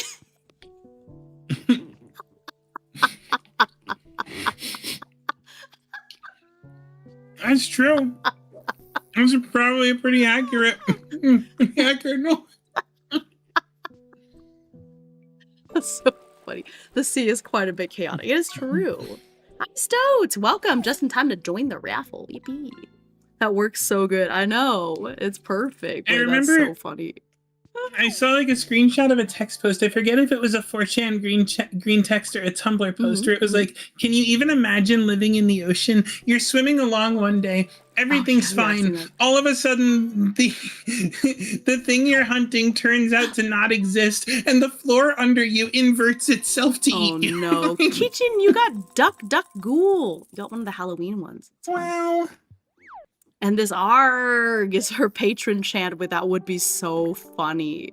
Talk about like things developing for completely different reasons. That is so funny. I love that.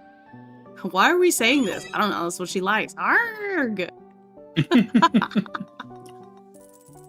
Oh, I just love the whole Quarren's Eye thing. It makes me so happy. The idea of like, well, there's this giant planet that they've never been to, and they don't even fully understand that it's another planet like their own. And they've conceptualized it as the goddess's eye that got knocked out in a fight with another goddess. That's so metal. I love it. And a good question is, how often does it come around? Like, I don't what's think the it should be. timeline I don't on think it those? should be very often. Like maybe once every 75 years or something. I mean, it's not.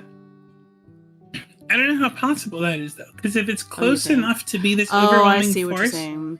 like I'm thinking I don't it's know, maybe but- like, but also it depends on how the orbits go. Because if the orbits are going at a certain speed, you can't see what I'm doing with my hands, but like if they're going at a certain speed, they're not gonna sync up for a long time. But unless they're going at one specific speed, they will sync up eventually. Makes sense. So it's, I would say maybe like once, like there's like a 10-year cycle, like almost like a phase of the moon where first you start seeing the corner of it as it comes around the star, and then like, you know, the further into the year, then it gets closer and closer to the planet until there's a year where it's like at its zenith, it's really right there big, and there's whatever that's supposed to be the super chaotic year where this, that, and the other thing spiritually happens. Yep. And then it starts to go away and her influence starts to fade. Yeah, like the moon. How long? See, I don't know anything about this. How long do you think makes sense for that? Kitchen says he may use your math teacher powers. Do we? This is not math. This is science. This is physics. This is physics. This is physics. Physics is not math. Physics is an abomination. Okay, just like Sudoku. Sudoku and physics are on the same level for me. They are not math. As a wannabe chemist, I'm nodding my head vigorously. Physics is not this. No. I do not do physics. Kids will often ask me for help with their physics work, and I was like, no, I can't help. They're like, what do you mean? Physics is just math. I'm like, no. Physics is an abomination, and they look so confused. Now, physics is applied mathematics. Right. That's the problem. I am not an applied mathematician. I am only a mathematician. Okay, but anyway, so without going into these kind of complicated things, how much do you think is reasonable? I would say I think I like the physics 10-year cycle. Oh, hi, Marine. I don't know. I feel like that at least sets the fantasy tone and is believable enough. 5 years. Where it's like there's like pretty much there's like, you've got, let's say, the 2000s and the 2010s, right? The year 2000, it's behind the sun. It's as far away as possible from you, right? Yeah. By 2005, it's relatively nearby. By 2010, it's as close as possible. 2015, it's like beginning to fade around I guess the eastern side of the star. And by 2020, it's again on the other side of the star as far as possible, and you can't see it. Okay, so every 20 years, which makes sense because it's like almost a generation, right? Mm-hmm. Okay, I'm gonna add this to my notes.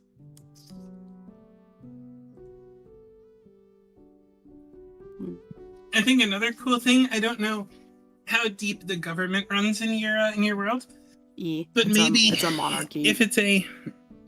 If there's a deep tradition associated with this eye, maybe the year where it's furthest away, there could be some sort of like, it's the year of order where laws are considered or something like that. Yeah, I could see that. There's no air resistance in space, but it's magical. It's magic. Let's see. I think physics is eldritch math, whereas I can't agree with the Sudoku. Hey, Sudoku is a whole thing. If you tune into my Sudoku stream, you will see the problem. We hate physics. You could have a quest line in the solo TTRPG inspired by Marvel Comics with the whole incursions thing, have this planet on a direct collision course with the planet the story is taking place on. That is true, but with the way the magic works, I just don't think the gods would allow that to happen, because inherently the gods don't want, like, the planet to get wiped out. We put the air in space, it's fine. Just wait for it to get close so I can waifu up that one-eyed goddess. I'd be like, hey baby, let's start a whole new bloodline of demigods. The eye of the storm focuses in directly on you. You hear a divine booming voice as it focuses in on your shoes. What are those? Amazing. Absolute. Cinema. I love You the be saying idea baby of bro. the Why, storm, listen. though. Hey, baby girl, have you read webtoons? I got my eye on you. Dead. Kitchen is too good. Kitchen is like too good with these puns, man. I'm trying to imagine the orbital mechanics and they are wild. Remember, you can't see my hands gesturing, but I'm doing that, you know, like that aliens guy, the aliens meme. Mhm. Magic. There's magic.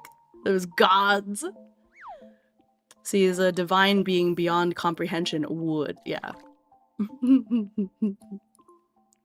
That is fun. One more try for the night. You can do Surely. it. I believe. Surely. Surely. Oh. Oh, Well, at least no. very pretty. Now I'm imagining a massive eye saying, "Damn, Daniel." Here's my blessing. The demigod of white vans. I think the gods are just fickle enough that they could do whatever the heck they want and they could bless people for whatever reasons they want to, and that's what I think is fun. Okay, so I think now is the moment we're gonna do the raffle. There are only 2 people Spin in it. the raffle, so if you want to enter, you've got 30 seconds, and then I'm just gonna spin this wheel of 2 people in the meantime. I'm gonna make the wheel. Hang on. I wish I still had the sonic drowning noise in my soundboard. Just imagine I'm playing. It's funny.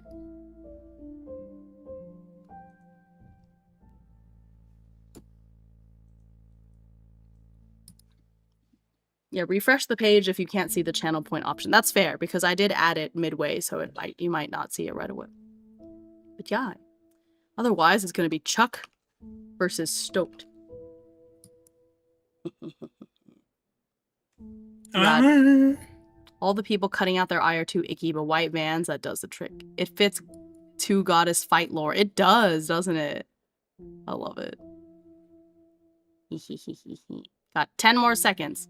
So if you go to your channel points, there is a redeem for 100 feathers, and I will refund the points after. But it says enter raffle. So if you'd like to enter the raffle to win this book, you may enter. Now, I will say you kind of have to be in the Discord, or you have to be, or give me your email address or something. Now that I think about it, because otherwise, oh, you know what? Actually, I think I can DM people on Twitch, so I'll do that. I made the meme. Oh my god, perfect. Is it? Are you putting it in live chat? I want to see. All right, we got 1 more person entering the raffle. We got 3 names now.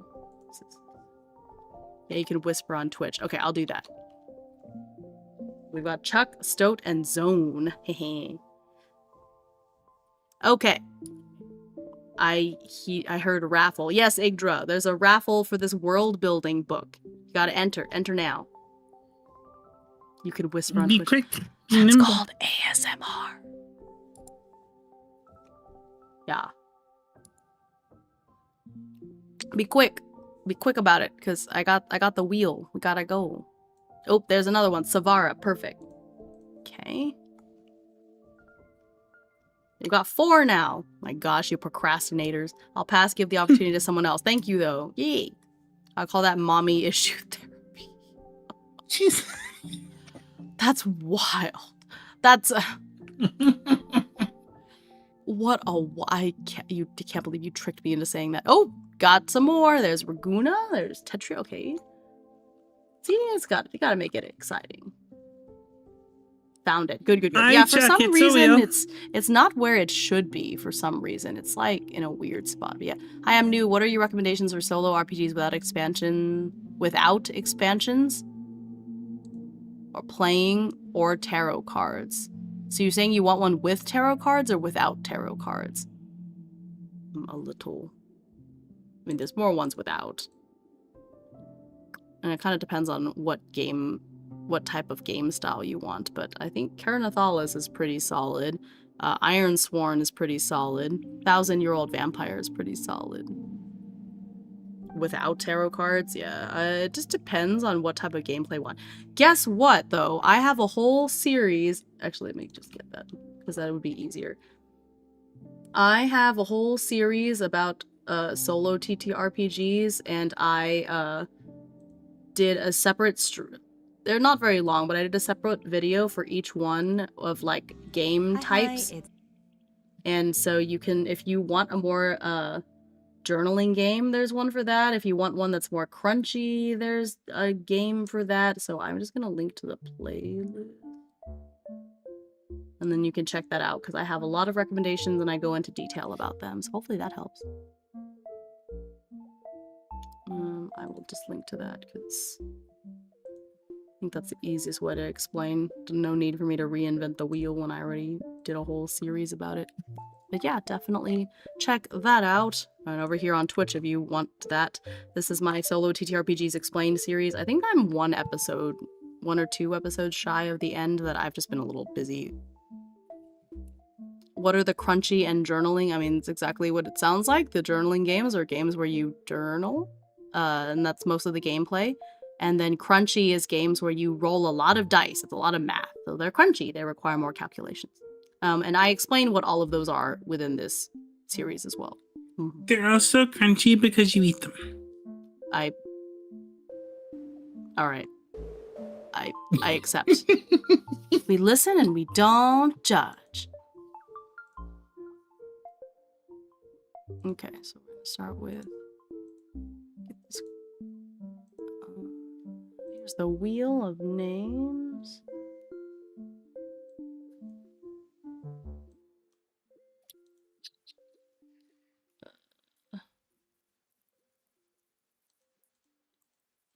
Get it. Oh, wait. How do I hide the bookmarks? There it is. Okie dokie. So let me... beep. There it is. Make it a bit smaller. Alright. Okay, so I'm gonna put that right there so y'all can see what it spins. There's everybody. We're going spinny spin.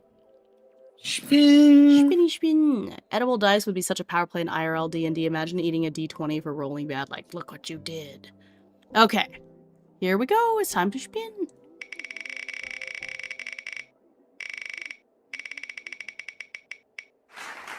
Yay! Savara. So I will send you a message on Twitch. Hopefully I think I should be able to. So I'll send you a message. Everyone else, I'm going to refund your... well, I'm going to refund Savara's points too, but I will do that in a little while after I send the message. That way I don't lose your username. But yay, congratulations on winning the raffle. Yay! Yay! So I hope you have a good time with this book. It's the same book that I've been using this entire stream for the world building, and we only scratched the surface of it. We didn't get to go into the biomes and everything, but I think it's going to be really, really fun. So congratulations. Let me see if I can I whisper from here? I can, actually. There's a button. Where'd it go? And I figure we can discuss offline when we want to do this again. Yes. I push the whisper button, but it doesn't work. Okay, hang on. And, just my own tiny little plug. If anyone feels like following me, I occasionally do some world building streams like this. So if this is something that interests you, yes, come hang out sometime. Yeah.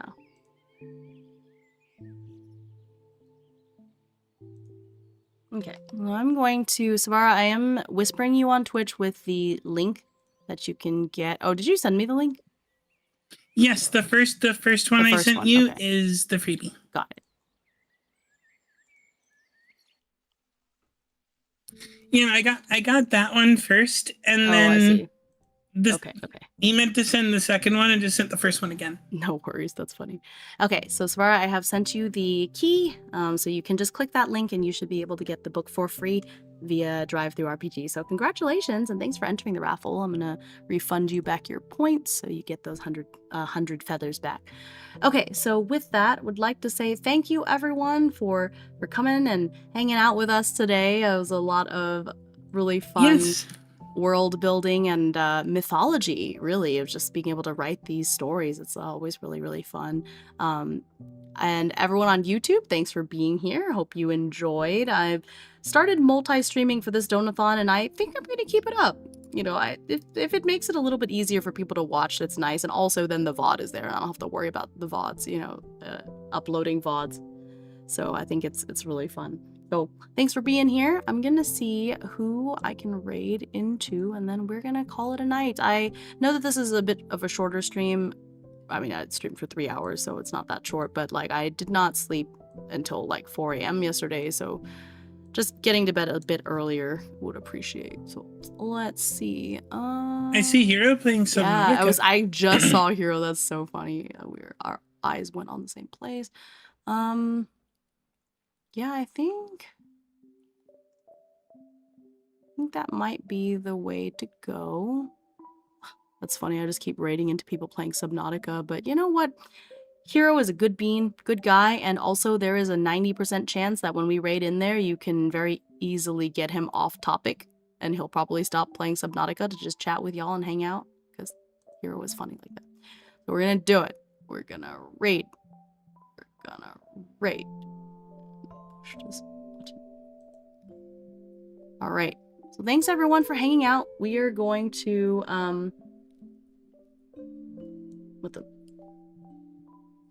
we're gonna raid in. Looks like he's doing a collab, so be nice, behave, and I will. There's the raid message. So if you are over on Twitch, then you can copy paste that message. You feel free to change any of those out with whatever emote you would like. YouTube, if you would like to hang out, we are going to my friend Hero's stream. I will just link to it. So if you want to see what he's up to in Subnautica, there is the link, and you can just hop from YouTube over to Twitch if you would like to. If not, there's no pressure. But yeah, thank you so much for being here again. As you can see from my schedule, tomorrow I will be playing the Librarian's Apprentice. That will be earlier in the day because I am taking a half day from work tomorrow. So it should be at approximately 1 p.m. CST, or the other times listed there. So I think that on the run we're at in the Librarian's Apprentice, I should be able to finish. And so my goal is to finish the run next time. And so hopefully I get to do that tomorrow. And so see y'all tomorrow. And if not, then I'll see you when I see you. Good night, everyone. Until next time. Yes, see you all later. Bye-bye.